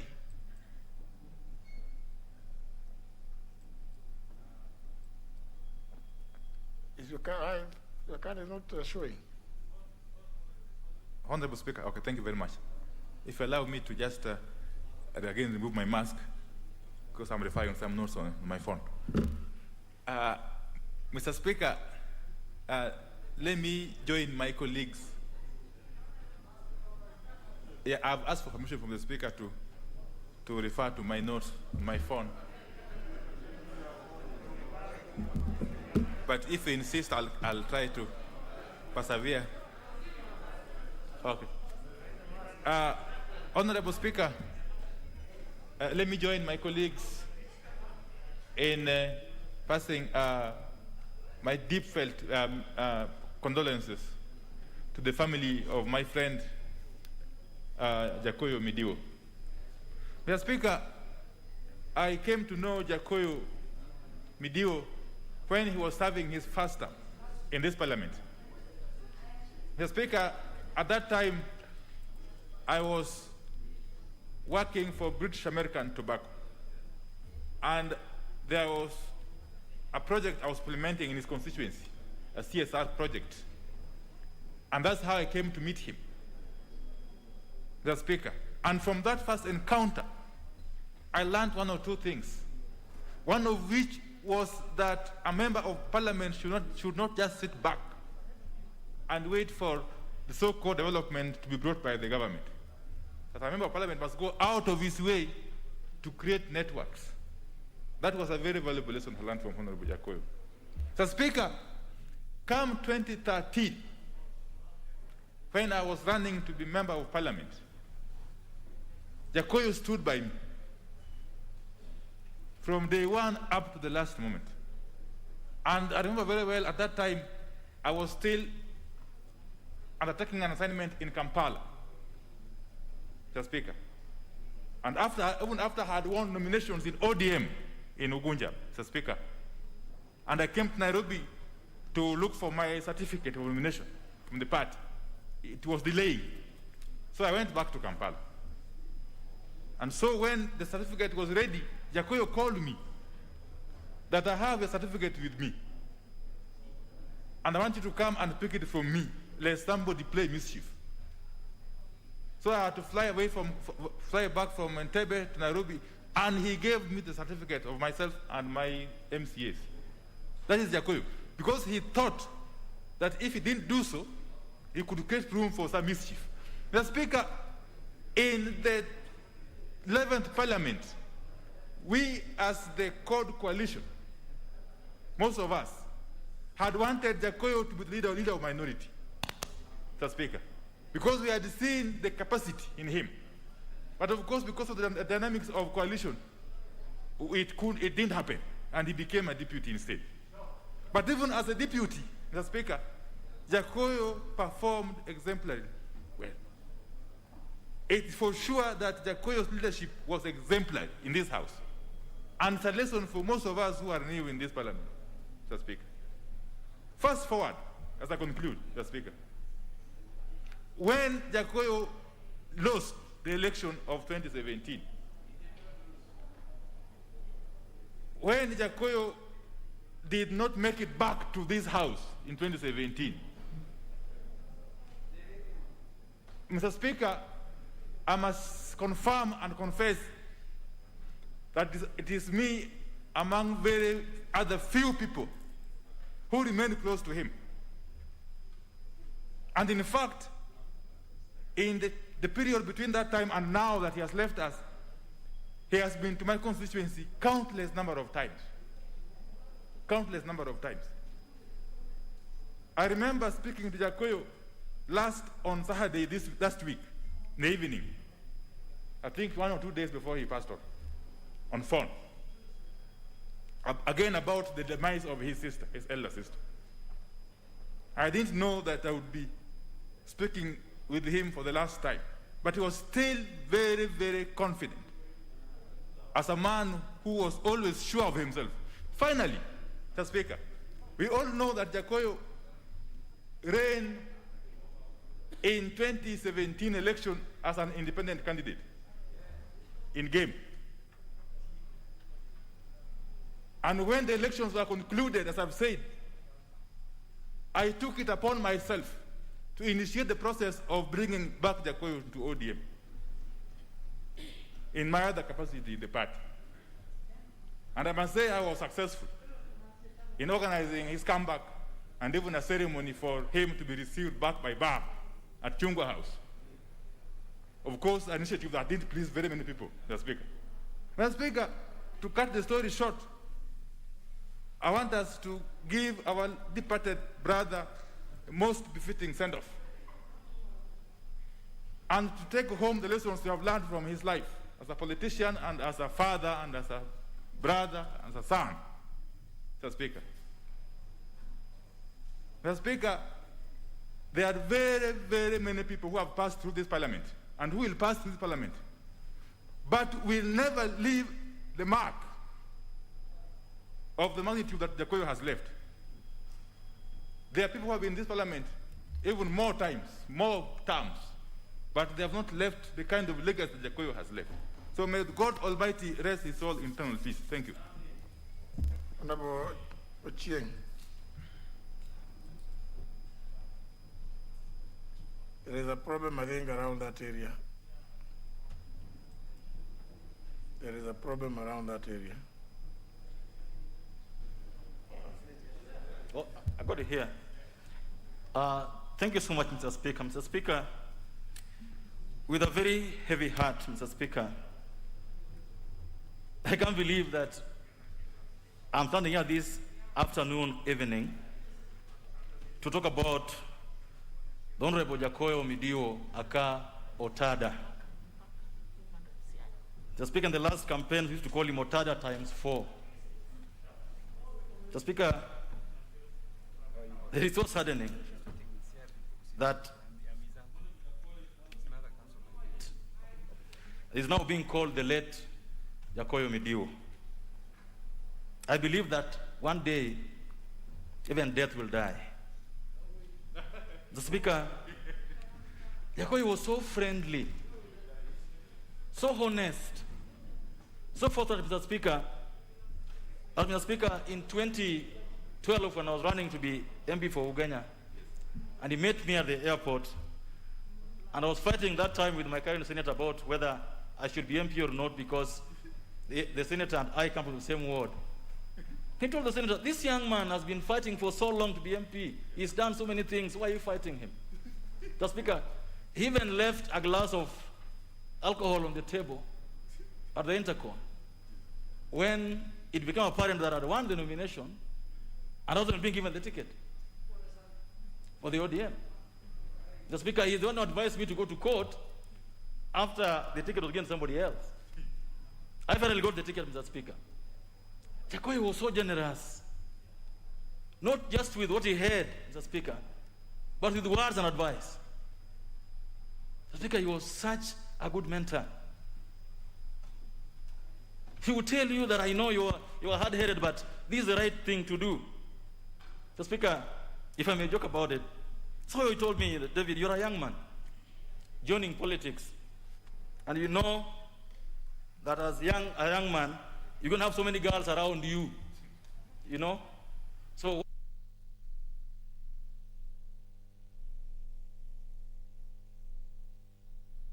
I never allow any woman to enter your car.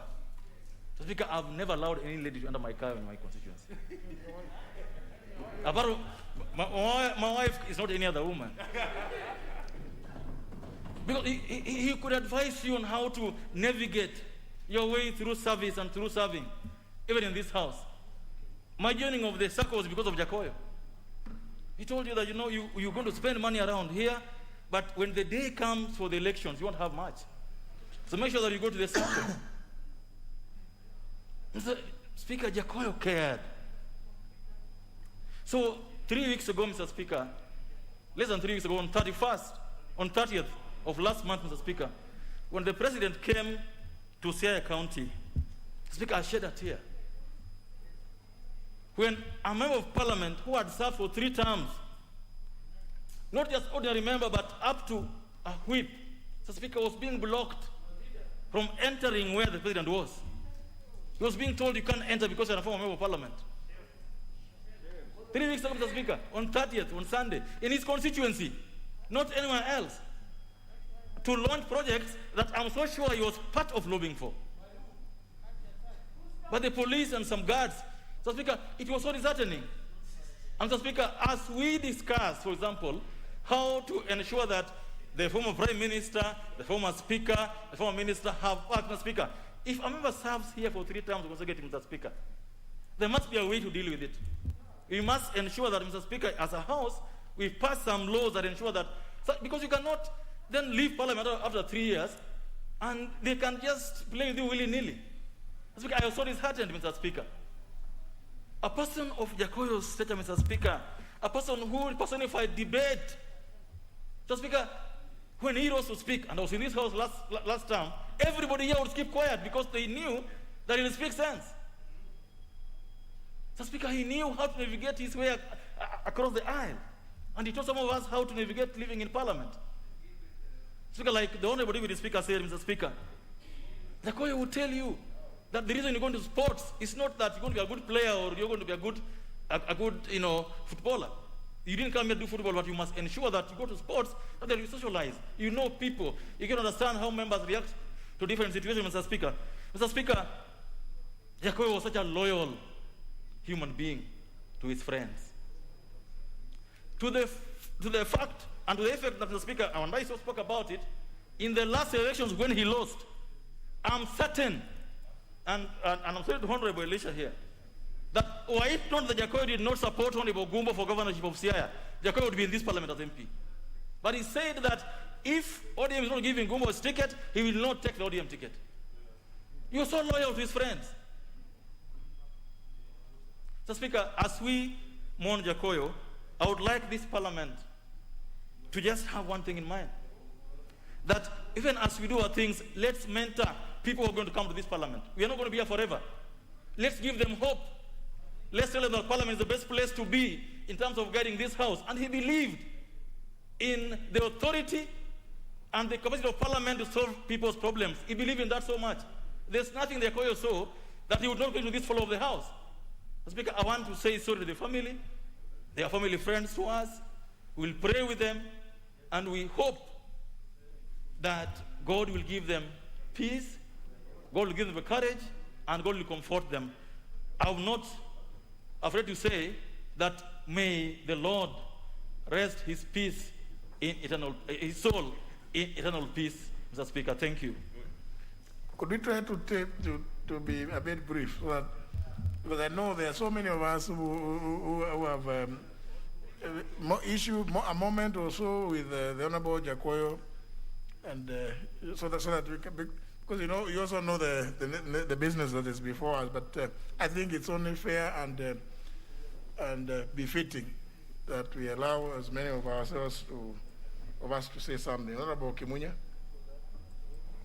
Thank you, Honorable Speaker. Honorable Speaker, on behalf of my family and the people of Kibeperi, I would like to convey my condolences to the family of the late Jacob Mediwo and the people of Gem who he represented for the 10 years that I served with him together. The 10 we served together, and then he continued to serve when I was out. I joined this parliament with him in 2002, December, and we got to know one another. Then in 2007, after following the elections, we now got into the Grand Coalition together and worked together. And I got to work with him far much more. And as we got to even the tail end of that term, with him as a whip and with me as the deputy leader of government business, then we got conjoined into working together, especially as we brought in the legislation to actualize a new constitution. And he became a very useful ally to me because of our friendship. There was a team we had of Milio Thiambo, Mungatana. There was a team that used to sit around the corner, like 5 of them, who really used to poke holes into every bill that we brought. But using Jakoyo, I was able to get their thinking behind what issues, so to eliminate mischief and at least identify that the changes being brought to the law are for the better part of the law. And this was a time when, we had, I was on the PNU side. He was on the ODM side. But it was actually easier for me to work with him than our own whip. Because of, he was always in the house anyway. And on our side, we were very weak in terms of representation. So it's somebody I got to trust and to work with and to get things moving in his house. And we became friends. And then after that, we've also appeared together on shows and of the radio, on TV. And I know his thinking, his commitment and all that was more of parliament. The kind of thing we're talking about, where we need people to be educated, to dedicate their time to parliament, rather than just thinking of, coming in, sign up, and dash out. But he actually dedicated his time here, and people got to know him. So we will miss a good leader. It's unfortunate he passed on at 54. Is quite a tender age. But we leave that to God, and we can only say we'll miss him. It's at the prime of his life. We will miss what he would have done for the people of Gem, what he would have done for the people of Kenya with his experience. And at this point, we can only pray for his family to have the comfort to go through this situation that has befallen them rather suddenly. And I would ask that members, in a traditional way, I don't know whether it's Honorable Elisha who will be mobilizing that, in a compassionate way, we can see how to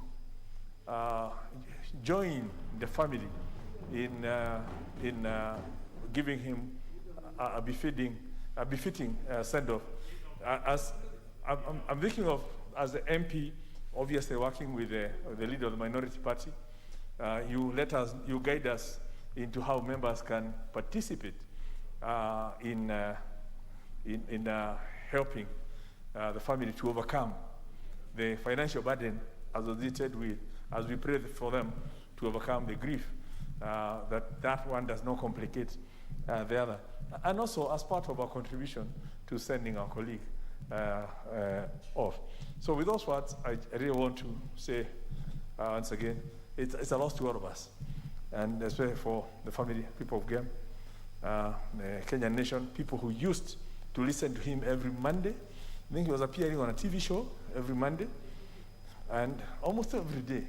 And as part of participating in bringing up issues to the Kenyan people. So we'll miss him, and may the Lord keep his soul in eternal peace and with eternal light shining on him. Thank you, Honorable Speaker. Honorable Eseli. Honorable members, I'm aware that the members from Siaya have all indicated that that some are saying they're either aunties or uncles, grandfathers, and the children or grandchildren to the. But please allow the voices of Kenya, because the Honorable Joko Mediwo. And for those of you who may not know, I personally would wish to appreciate the role that the Honorable Mediwo played in revision of our standing orders. The current standing orders have a lot of imprint from the Honorable Jacob Mediwo. And therefore, I think that's just, of course, I do appreciate those concerns, but let us also allow other members from other parts of the country to eulogize our late brother. Honorable Eseli. Thank you, Mr. Speaker. On my own behalf and on behalf of the people of Tongaren constituency, I wish to extend my deep felt condolences to the family of the late Washington Jacoyo Mediwo. I first met Jacoyo Mediwo when I came to Parliament in 2007. That time, Jacoyo Mediwo was the chief whip for ODM. And Mr. Speaker, I must say from the outset that actually Jacoyo struck terror to the PNU side because of his organizational skills. And that time I was able to observe it sort of detached, because on the PNU side, I was the only Fort Kenya MP. So I was able to masquerade on both sides.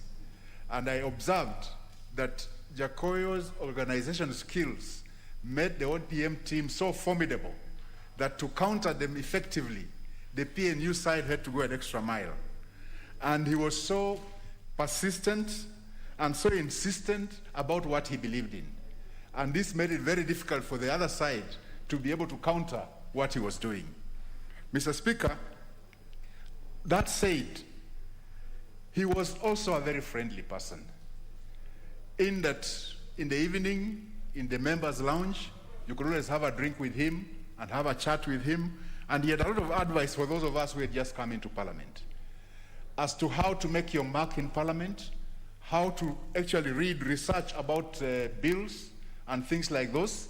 And in fact, at one point, he held my hand as I brought the bill that eventually came up to be the Human Resource Management Act that's being used now. He actually put me through the paces before that act was enacted. He was a good debater. And in fact, this being a good debater extended even after he didn't make it back to Parliament. That we met on the TV show that you are saying AM Live on NTV, and he was always very jovial. But one thing he never did, he never said yes when he meant no. He said it as it is. Whether you felt offended or not, but eventually you'll find that what he has told you is what he saw. So he did not mince words. If you have displeased him, he'll tell you so, but in a friendly way, that in the end, you'll still remain friendly with him. He was also jovial in a way. There's one joke he kept on telling us about the time he was accused of having frequented Koinange Street. And he went for the campaign in his constituency, and he knew that his days were over because that was the main accusation flying around.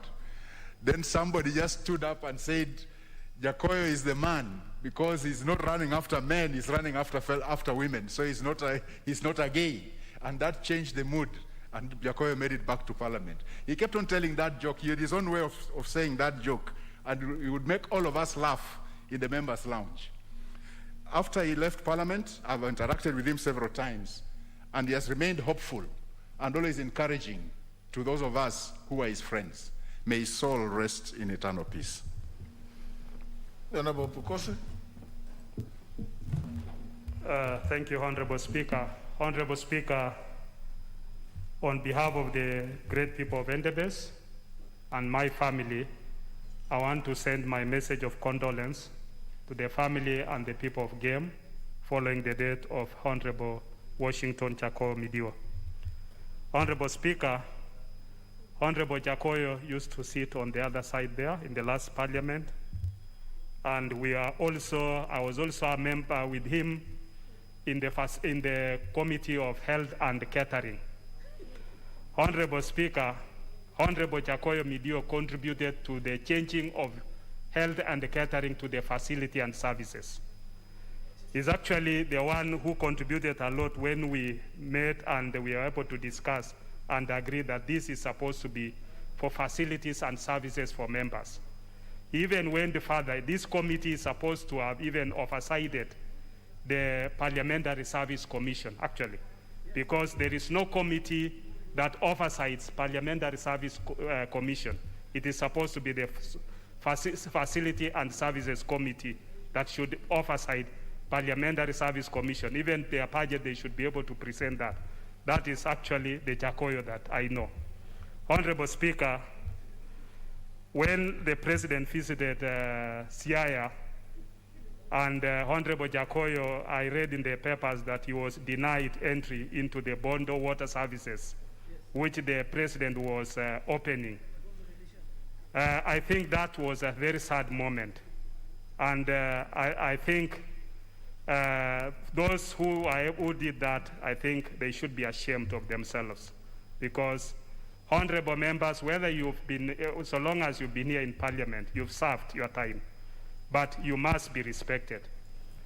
Honorable Speaker, just another point which I think should be looked by the Parliamentary Service Commission on the same breath is the members who have retired from this House or members who are on pension.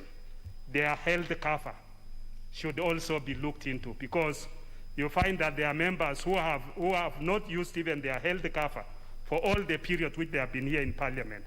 But once they are on pension, you find that somebody becomes sick, they are out, and is not able to access any medical cover. I think it's a high time that we need to look at the pension for the members, and so that pension includes health care cover for them, so that when they retire from the House or they are on pension, they are able to access good medical care outside there. Not just even members alone, but even retired Kenyans. Thank you, Honorable Speaker. I want to say, may his soul rest in eternal peace. Well, member for Lego Songa. Thank you, Honorable Speaker. I take this opportunity on behalf of my family and the people of Alego Songa to pass our sincere condolences to the family of the Honorable Washington Jakoyo Mediwo. Honorable Speaker, I met Jakoyo when I was still in the banking industry where I used to work. When I developed interest to join politics, I looked for him and I held a meeting with him. And I wanted him to guide me in how to maneuver the field of politics. And he asked me a few questions, and I answered those questions. He told me, I think you can be a good politician. So during the period of running to 2022, running to 2017, when we were out looking for votes, I was aligned to him in the political matrix of the Siaya County. But unfortunately, in our camp, I was the only one who was lucky to win the ODM ticket. Our gubernatorial candidate and the whole team lost. So he moved to be an independent candidate, and I campaigned as an ODM candidate. And we only met after I was sworn in, after the elections, and I was sworn in. And we met at the airport. And he was happy to see me, and we had a very good conversation. But he told me that since I was elected, he had observed a few things which I did which were not going to help me. And he told me that, one, you work a lot with youth, with bodybuilders. So I want to ask you to drop that. And he also told me that there are many mistakes that politicians make, which is that when they are elected, they don't pick calls. I want to ask you to pick all the calls that come your way. Never switch off your phones. And I think this is something that Honorable Mbadi alluded to. Honorable Speaker, I think that those 2 lessons that I was given by Jakoyo has really helped me in my political journey, because I do not switch off my phones, and I dropped, the idea of walking around with a lot of youths like I am walking in my enemy territory. But Honorable Speaker, there's one thing that I want to thank Jakoyo for, and this is something that I have also learned. Jakoyo is somebody who would never hold any grudge with anyone. I remember in the recent past, in our county politics, we have not been reading from the same script. But in many occasions when we have met with Jakoyo, he will never talk to you about your political differences. He would talk to you about the current issues, and he will never hold any grudge, and he will treat you like you are his friend.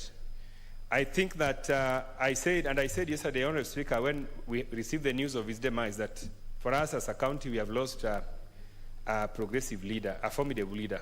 The politics in Siaya is going to change, because for a long time and up to the most recent, even when Jakoyo was not in this parliament, the politics in Siaya always revolved around Jakoyo. You are either with or against Jakoyo.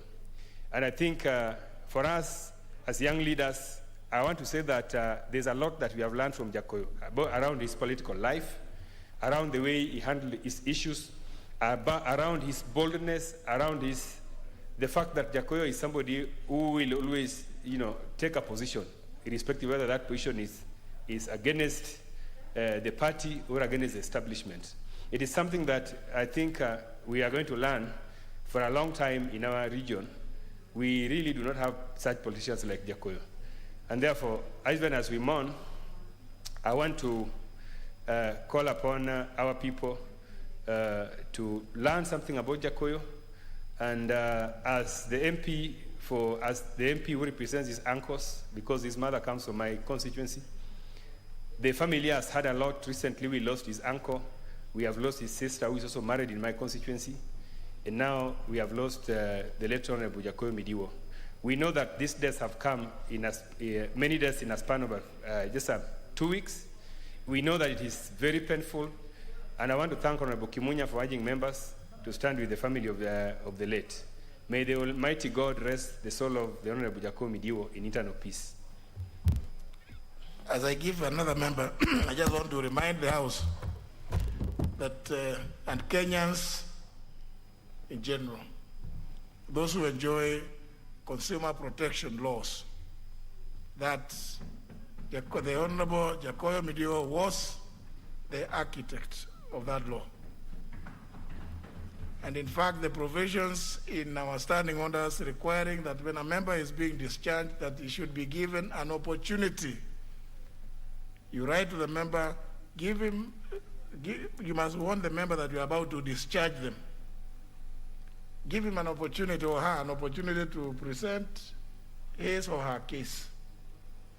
So I know it's important that we say some of these things as we move on, as we mourn our late brother, Honorable Duale. I know you worked a lot with the Honorable Mediwo. Thank you, Mr. Speaker. Speaker, it is not even me. I think you have worked with Honorable Jakoyo more than anybody else, because he was with you in the 9th Parliament when you were the whip of the opposition, KANU, and he was in government NAC. But Mr. Speaker, I came to learn Honorable Mediwo in 2004-05 when we were together in LDP. But I really worked with him in the 11th Parliament when CORD and that time TNA, URP, there was a lot of commotion. And I'm sure you have seen the video, going round. And it's very interesting. Honorable Jakoyo Mediwo, Mr. Speaker, was a very fearless leader, very courageous, and that shows he was the only man who could stand up to, the ODM party and its leadership. And I remember in the 10th Parliament, After we joined together ODM and we became members of parliament in 2007, somewhere along the way, I was an assistant minister, so I was in the government side. Then around 2009, I was sacked as an assistant minister because of politics. So when I became a backbencher, I had no committee. Mr. Speaker, I had no committee. And Mr. Speaker, that's why you are different from other speakers. And members must know. So I stayed in this house for about 3 months as a backbencher, sacked from government, and with no committee. So I went to Speaker Marende. He didn't listen to me. And in fact, that led to one of the reasons why I didn't vote for him in the 11th Parliament. He was not very kind. I told him, I'm a member of Parliament for Eulogies. So I met Honorable Jakoyo, a good man. He was the whip and working together with Johnson Mudama, who was from the PNU. So I sat with him in the bar, and I told him, my friend, you know what, Jakoyo, even if I have been sacked and I'm not in good books with ODM, I'm entitled to have a committee. And Jakoyo went out of his way and made sure that I joined the Committee of Energy at that time. But Mr. Speaker, finally, I really want to indulge you now under your leadership, is that the Parliamentary Service Commission must recognize outstanding leaders, not only Jakoyo, but since independence, by doing what happens in the House of Commons, in the Australian Parliament, by naming certain facilities and rooms after those leaders. Instead of having room 7, room 9, we can have Jakoyo Mediwo room. We can have Speaker Marende's, room, so that these leaders are remembered. Shikuku, the Honorable Shikuku, the Honorable Ahmed Khalif, those great leaders. And this you find it in other jurisdictions, so that even the floors in our new building, there should be, and cafeteria should be named after somebody. The library should be named after somebody. Jean-Marie Soronei Library, for example, as a speaker. So that these leaders are recognized. So Jakoyo, I think to start with, we can, and through the Parliamentary Service Commission, you can do that. The Speaker, Honorable Elisha is a beneficiary of the fearless and courageous nature of Honorable Jakoyo in the last election. Because Jakoyo was in a team, and I'm not sure whether Honorable Atandi was there, because Honorable Atandi, with a lot of respect, doesn't fit in the Jakoyo's team. He said he was with him, and the problem is now we can't verify.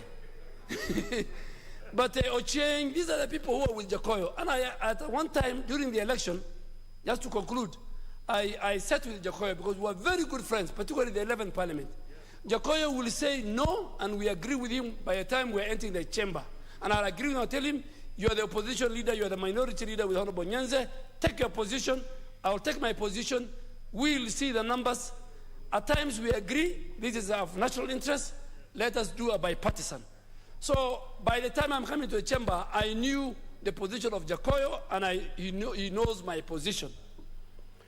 So to the last general election, I sat with him and I told him, my friend, I have been with you in ODM since 2007. In fact, in LDP, you can't fight Baba. And I can see you are pushing and you really want Honorable Gumbo, another man I have a lot of respect for. One of the very few independent-minded leaders from the lake. People like Honorable Shakil Shabir, and people like Jackson Jakoyo. I told him, please, don't put a lot of push and investment in this candidature of Honorable Gumbo. It might cost you your seat. And that's what happened, and that is what brought Honorable Elisha to this house. Apart from the many votes you got. So, Mr. Speaker, I think we will ask Honorable Elisha and Honorable John Bundy, maybe tomorrow, that they start collecting. I think, Honorable, we need to stand with the family of our colleague. He was one of the few leaders under the new constitution in our own parliamentary jurisdiction. Under the new constitution, he is a deputy minority leader, the first of its kind in this house. So I think we will sit as leaders, as friends, and make sure that the family he left behind and colleagues also will not be left. Mr. Speaker, we say it in our religion, in chapter 3, verse 185 of the Holy Quran, every soul will test death. So death is imminent, death will come. The only question is when, and I hope that when he meets his Creator, all that he will be judged is what he has done for the Almighty God when he was in this worldly affair. Thank you, Mr. Speaker. Now, honour members, I am now between a rock and a hard place. Those of you who understand the parliamentary procedures, today is the third and final allotted day. And this session goes on up to 6:30. Unless we do a supplementary order paper to push the third and the fourth allotted day to the period between 7 and 9:30, which I don't know whether it is, unless there's another motion, may not be possible, because even that was slotted to be the first allotted day for supply. So, honour members, I know, and I can see there's a lot of interest. Eulogies our brother. Now this is a problem. I know the Honourable Wamalwa worked with the Honourable Jacob Mediwo very, very closely in the last Parliament. If you could take Thank you, Mr. Speaker. I stand here with a very heavy heart. And on behalf of my family, the people of Kiminini constituency and Trans Nzoia County at large, we send our message of condolence to the family of the late Washington Jacoyo Mediwo. Mr. Speaker, the Bible, in the book of Ecclesiastes, the Bible says there's time for everything. There's time to be born and there's time to die, Mr. Speaker. Jacoyo Mediwo has gone very early. Mr. Speaker, I worked with this Jacoyo Mediwo. I used to sit here, we used to sit next to each other. He was our team leader, Mr. Speaker. He was a fearless, astute legislator, Mr. Speaker, very charismatic, and he was a team player. Mr. Speaker, just like what William Shakespeare said, Mr. Speaker, that all of us were on this earth just like performers in a play. It is like a stage where we are acting, but will eventually exit. But as you exit, what legacy do you leave behind? Jacoyo Mediwo leaves behind a strong legacy of team working, Mr. Speaker. He leaves behind a strong legacy of charisma, Mr. Speaker. He used to lead us here. He was the deputy minority leader, Mr. Speaker. But every time, people confused that he was the minority leader, because Nyenze was the minority leader and he was the deputy. And when I joined Parliament, Mr. Speaker, he told me that if you want to be a good legislator, Mr. Speaker, you must learn by attending parliamentary sittings. That's what he told me, Mr. Speaker. And that is the same message I've been giving my other colleagues who are joining for the first time, like Honorable Amilemba and the MP for Mheshimiwa Kavinga, that if you want to learn to be a good legislator, you must learn by attending Parliament. And he told me, Mr. Speaker, you should not miss two books. This is the Standing Order and the Constitution. That was Jacoyo Mediwo, Mr. Speaker. I served with him in the House Business, in the Committee of Appointments, and I was also with him in the Committee of Defense and Foreign Relations. He used to lead us very well, Mr. Speaker. At that time, Mr. Speaker, the temperatures were very high. And before any matter came on the floor of the House, Mr. Speaker, there was that consultation between Honorable Mediwo and Duale. I also want to thank Duale, Mr. Speaker. He has been a good leader. He's one person who has very good interpersonal skills. Give to Caesar what belongs to Caesar. He was kicked out. I was also kicked out, Mr. Speaker, from leadership. And Mediwo called me. And he told me, my brother, you're still young. You still have a better future. Let life continue. I was kicked out, and now you can see I'm strong, Mr. Speaker. I was encouraged by Mediwo. And he also told me what had been done in the backyard. And about last week, we were discussing with my friend here, Honorable Elisha. And I want to thank Elisha because, Mr. Speaker, he's not among the people who blocked Mediwo from accessing the president. We were discussing last week. And I told him, you've done well on the constituency, but you've not done well in legislation like Jacoy Mediwo. And I told him you should increase your contact hours on the floor of the House. And you can see he's seated here, Mr. Speaker. And for you, if you want to learn parliamentary matters, you must learn by attending. If you come, you sign in, you sign out, you'll not learn, Mr. Speaker. And this I learned from Jacoy Mediwo. So we are praying to Almighty God to give his family fortitude at this difficult time. And he was also a prayerful person because we used to be with him in the National Prayer Breakfast. We've lost a great friend, Mr. Speaker. May his soul rest in peace. Now, honourable members, because there are so many of you who have made the requests, and I have to balance now this, the need between you having to eulogize our late brother and the need for us to go to the third and final allotted day for the business appearing in order number 11. So I have to balance, and therefore we strike a balance on our members. 1 minute, and it will be timed here. When you see the yellow light, you know you have 30 seconds. Yeah? Honorable Wangwe.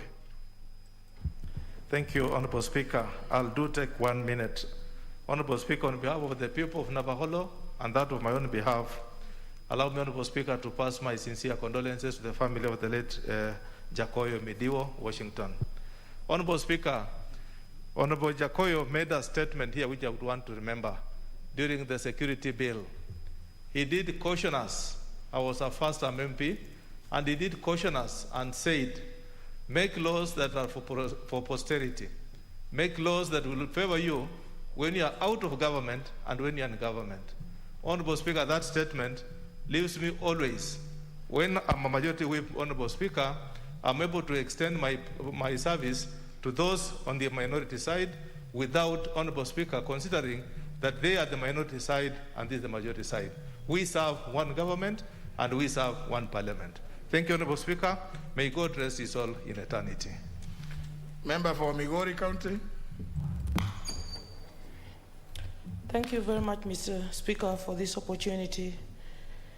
I also rise on behalf of myself and Sona West and the entire Migori County to say pole to the family of Jacoy Mediwo. I was not a member of parliament then, but a board chair of some very small school which had only one classroom. And my husband was another board chair in another school. These two schools in my local community, Machicha and Kitabae, were in need. And so Honorable Ndiege introduced me to Jacoy Mediwo, and I was amazed at his humility, generosity. He came and supported me, and we raised the first 3.6 million in Arambe that was ever held in that region. May God rest his soul in peace. Thank you, Mr. Speaker. Member for Igembe Central. Thank you, Mr. Speaker. Mr. Speaker, on my own behalf, my family, and that of the great people of Igembe Central, I pass my condolences to the family of Jacoy Mediwo, who happened to be my colleague in the last parliament. He was an astute debater. He was he had a lot of interpersonal capacities, and he was one of the few members of parliament who would really challenge Duala in this parliament. And he was very sincere in his debate.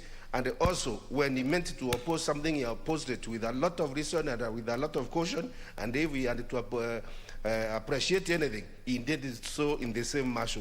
May his soul rest in eternal peace. Thank you. Member for Yata. Member for Yata. Honorable Kilonzo. It's not there. He left his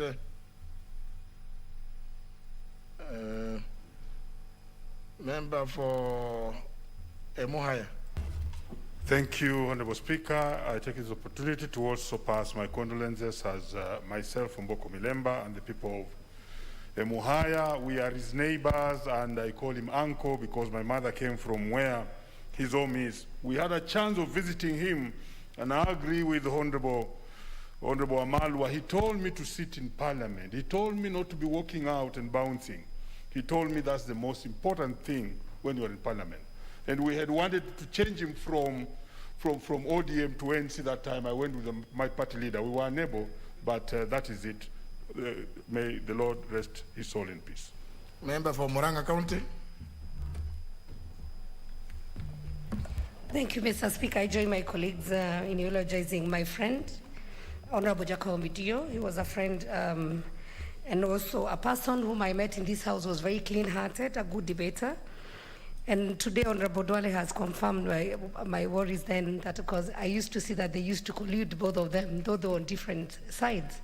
He was a very great leader, and Honorable Speaker, it's sad that when the issue of somebody who was conning me came up, Honorable Jacob is the one who helped me to arrest the guy, and today I was in court this afternoon. 3 years down the line, the hearing was today, and unfortunately, he will not give evidence because the hearing started today.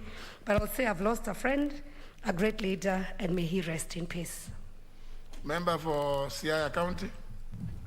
Thank you, Mr. Speaker. I take this opportunity to convey my condolences to the family of Jacob Mediwo. Jacob Mediwo is somebody I've known since childhood. We grew up together, even though I'm much older. And Jacob Mediwo has performed marvelously as a politician. The Game people, the people of Siaya, have a lot of respect for Jacob Mediwo, for the debate he held in here, and the way he was very eloquent, very forceful, and very determined. He has remained a history in the people of Game. They rate Jacob as one of the best politicians that Game people have produced, alongside my late brother-in-law, Oki Ooko Ombaka, Mama Grace Ogot, and Arguings Kodek. That is why they have rated Jacob Mediwo. I take this opportunity to tell you that. Member for North Hall. Thank you, Mr. Speaker. Mr. Speaker, I want to really eulogize the passing of a great friend and a colleague, Honorable Jacob Mediwo. We met many years ago in the States. Later, we met in this house. Mr. Speaker, sir, he was a great man, a great leader, a very fine gentleman. And Mr. Speaker, sir, when we were in ODM, he was always a voice of reason, and was able to go beyond regions, beyond entities, to see us as Kenyans, and was a great leader. I pray God to rest his soul in eternal peace, and also to give his family fortitude to overcome these challenging times. May his soul rest in peace. Honorable Professor Adur.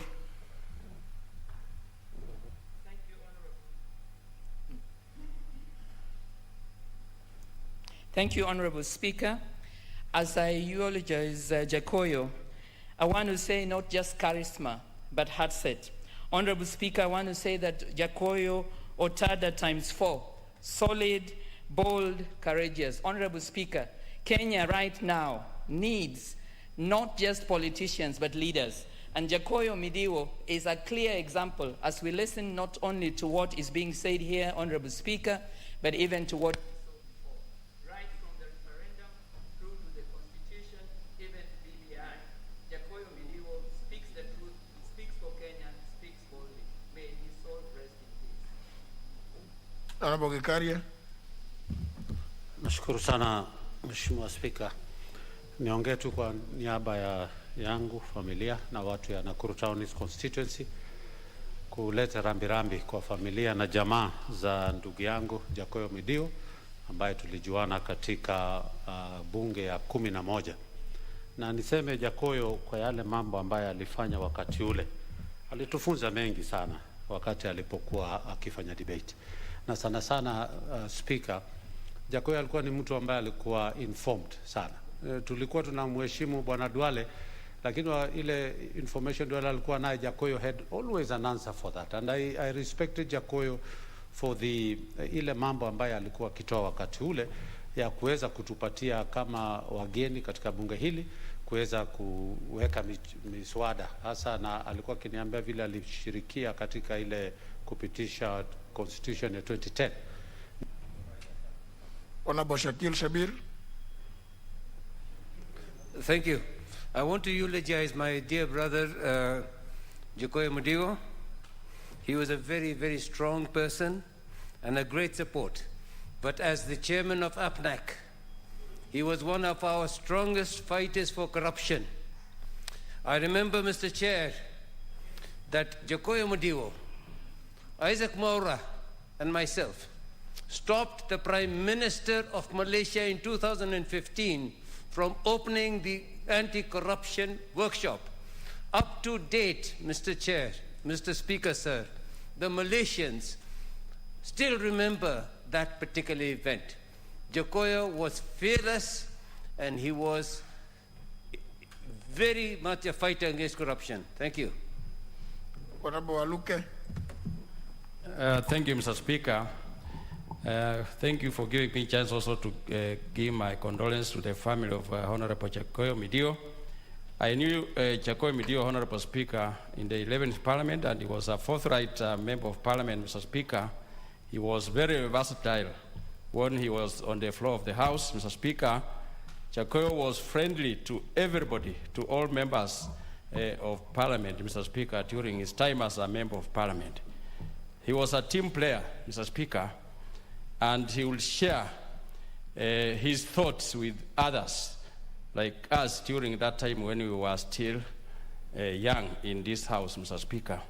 So, Mr. Speaker, this House has lost, or this nation has lost a great politician, a leader whom we will remember forever. Thank you, Honorable Speaker. Honorable Tongi Nyaraka. Thank you, Honorable Speaker. I want to take this opportunity on my own behalf and on behalf of the people of Nyaribari Chache, where I represent Honorable Speaker, to share my condolences with the rest of Kenyans of losing such a great leader. Honorable Jacoyo Mediwo, a couple of months ago, he trained us in Mombasa, Malindi, where he told me that he had just cleared his master's in diplomacy. And he gave us a very good training in matters of diplomacy, Honorable Speaker. Little did I know that he was going to pass on in such a short period of time. We will remember him as one of the peacemakers, a man who stood for the good of the country, just like you, Mr. Speaker. He meant well for the country, and he never cared where you come from. May his soul rest in peace. Thank you very much, honourable members. Finished the interventions. And we say, may his soul rest in eternal peace. Honourable members, I'm only looking at what is on. Now you can't. Now you are putting now. Surely. No, but now you are beginning to press the intervention button at this hour. Surely, honourable members. No, they were not showing. There was nothing. No, honourable members. I'm sure many of you who might not have gotten the opportunity, please. I'm sure we can also find time to go and condole with the family. You are very many. Honourable members, I'm telling you, we have less than 1 hour, 15 minutes to do the last final allotted day. You know, some of you may not have, even now, and that's why we really, I think I really also needed to eulogize my brother, my friend, the late Mediwo. Some of you have not been able to even internalize business. That's why that's why sometimes you really wish that the late Honorable Mediwo would be in the chamber to also explain some of you who have momentary lapses of memory. Because it's not, I think you just forget. I told you, well, the reason why I said 1 minute is so as to balance. And since you are not placed your interventions at that time, please let's just be content with that, so that we can go to the next order. I know many of you may really have wanted, not even 1 minute has not been sufficient. I'm sure many of you may have much more to say about the Honorable Mediwo, but there's just so much that we can do. Let's be content with what has been said, and because we are still around, let's find time. The Honorable Elisha has just informed me that he was going to go to his home to find out what arrangements, and perhaps tomorrow he can give us some information so that maybe many of us can also go there and condole with the family. Let's just be content what has been said. Move to the next order. Order number 8, the Trustees Perpetual Succession Amendment Bill, National Assembly Bill number 23 of 2021, first reading. A bill for an act of Parliament to amend the Trustee Perpetual Succession Act and for connected purposes. Order number 9, the Perpetuities and Accumulations Amendment Bill, National Assembly Bill number 24 of 2021, first reading. A bill for an act of Parliament to amend the Perpetuities and Accumulations Act and for connected purposes. Order number 10, the Certified Managers Bill, National Assembly Bill number 26 of 2021, first reading.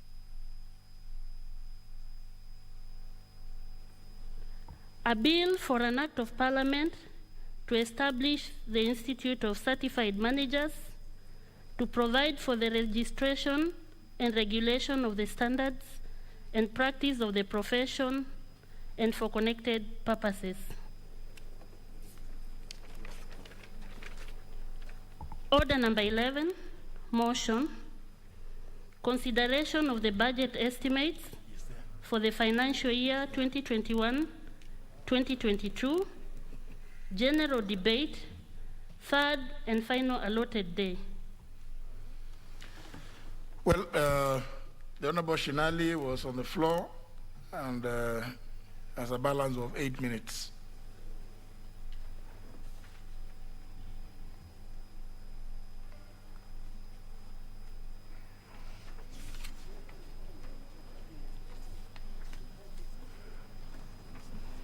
Thank you, Mr. Speaker. As I support the motion on budget estimates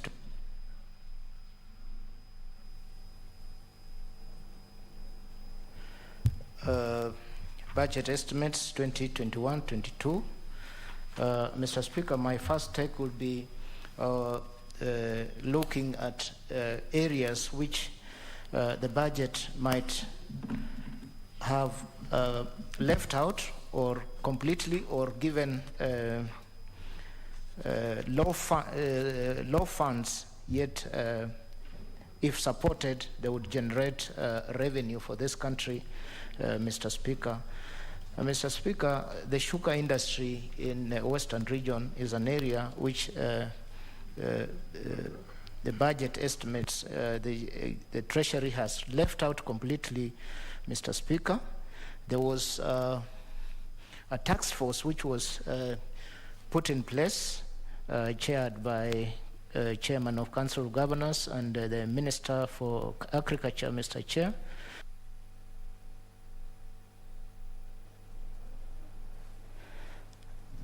Which, Mr. Speaker, proposed that the sugar industries would be privatized. Surprisingly, Mr. Speaker, the Privatization Commission has only the chair. It does not have any other members. So nothing on that front has been done, Mr. Speaker. Yet farmers are suffering, and they have they can't see their factories helping them. They are just dead elephants, white elephants, Mr. Speaker, lying there. Another area is mining, Mr. Speaker. Along the western region to Nyanza, Mr. Speaker, we have artisan mining. There's rich minerals there, including coal and copper, Mr. Speaker. There has been no allocations to Ministry of Mining. In 2017, when we came here, state mining had a full-fledged Ministry of Mining, Mr. Speaker. It was reduced to a state department in mining. And right now, it is just a desk, Mr. Speaker. Mr. Speaker, there was a proposal to have a gold refinery in Kakamega County and a granite factory in Vihiga, Mr. Speaker. Looking at the allocations, Mr. Speaker, to start off as a seed As a seed finance, Mr. Speaker, we have only 13 million. What would a 13 million do, Mr. Speaker? On education, Mr. Speaker, these estimates have given employment of teachers. We know there is a COVID pandemic right now, which has come with other requirements, Mr. Speaker. We need to employ teachers. The teacher-student ratio is so poor, Mr. Speaker, and these estimates have suggested an employment of 5,000 teachers. Mr. Speaker, 5,000 are not enough, although they are trying to do good, because maybe the revenues are not behaving well, Mr. Speaker. But, Mr. Speaker, in this area, we need to employ more teachers. My thinking would be, Mr. Speaker, there is an addition, maybe through supplementary, that we employ more teachers to cater for our young ones, Mr. Speaker. Mr. Speaker, another area which I feel funds should be enhanced, should revenue collection behave well, Mr. Speaker, or increase in that matter, is the funds that go directly to the grassroots, Mr. Speaker. We have the Women Fund, which we have seen allocated only 120, Mr. Speaker. This is a fund which reaches the Mama Mboka, Mr. Speaker, on the ground. The fund that reaches small business people. They borrow money from the government because, Mr. Speaker, these people cannot access funds through the banks, which have stringent regulations or requirements, Mr. Speaker, to borrow money. The youth fund is an area also where, Speaker, funds should be enhanced. We have seen them given 435 million countrywide, Mr. Speaker, and this is a feeling that this particular areas which would spur economic growth should be funded more, Mr. Speaker. Mr. Speaker, touching on agriculture, we know very well Kenya is a signatory to international declarations like Maputo and Colabo declarations, Mr. Speaker. And Mr. Speaker, despite the fact that agriculture is devolved, we need a policy to see that at least we are able to adhere to those declarations that we have signed to for making sure, Mr. Speaker, that at least 10% of our budget is allocated to agriculture, Mr. Speaker. Mr. Speaker, there is an area where, Mr. Speaker, maybe there should be some guidance, because there are resolutions, Mr. Speaker, of this Parliament that are made, Mr. Speaker, and nothing is done about it when it comes to budget. Mr. Speaker, there are ex-councillors who have served this country, Mr. Speaker, and you know once you've been a politician, Mr. Speaker, whether elected or nominated, your chances of getting a job out there becomes limited. The Senate, Mr. Speaker, resolved that these ex-councillors be paid a honorarium of 1.5 million one-off and 30,000 maybe monthly, Mr. Speaker.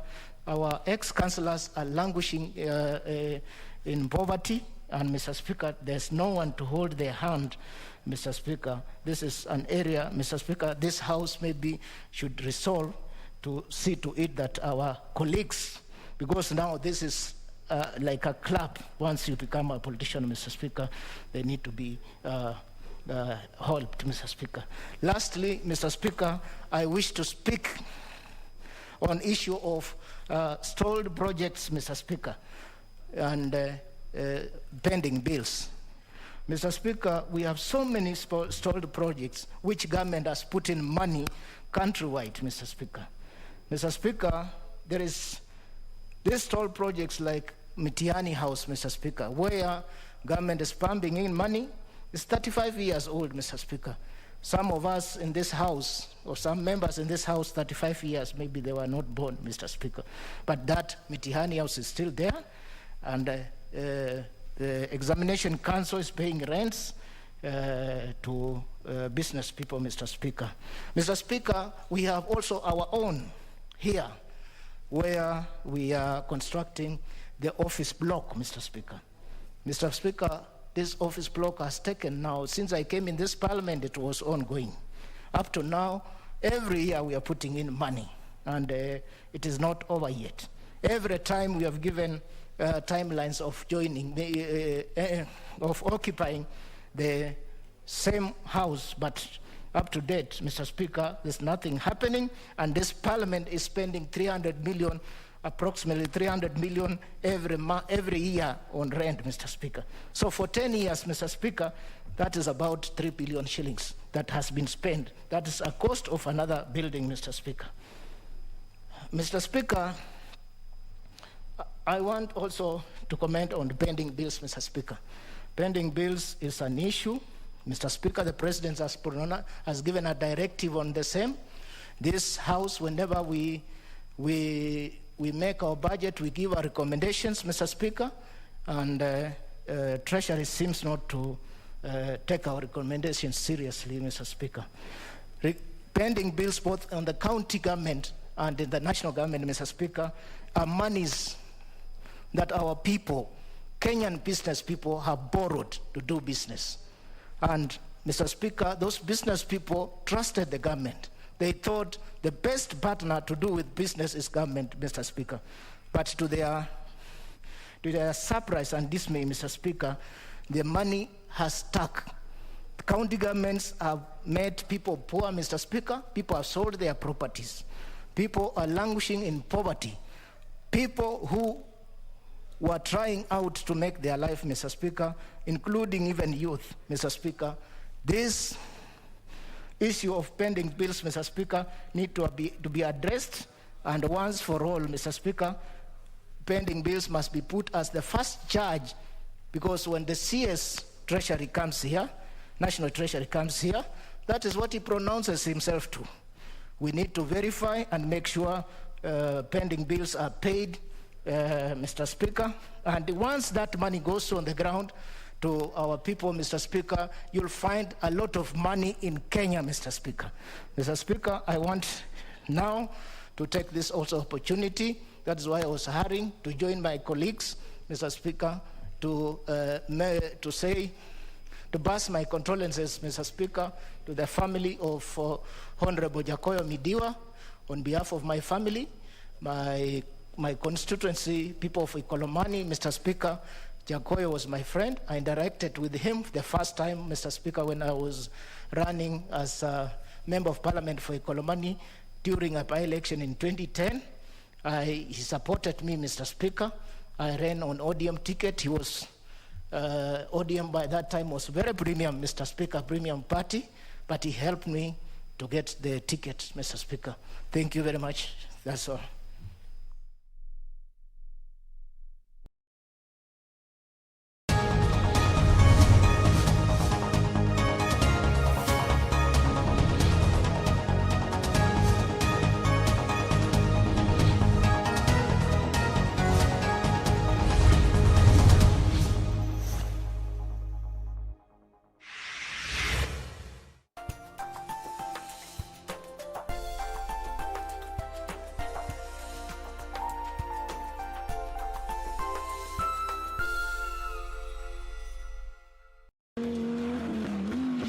The greatest rally in the world is back in Kenya.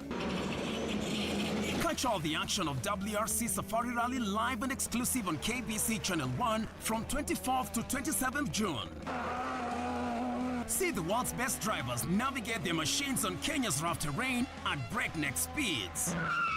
Experience the thrills, adrenaline, drama and excitement as man and machine do battle. Don't miss out. WRC Safari Rally, live and exclusive on KBC Channel 1, your true sports partner. Tonight on KBC Channel 1. Max is your brother. He's not. He's my stepbrother, and that will not stop me from erasing him from my life, Mother. Don't tell me you're going to stop me now. Oh, yes, Come on. yes, I do. Anything suspicious? No, fortunately nothing, but we shouldn't get careless. No. That means The girl that Jorge is in love with is Juliana.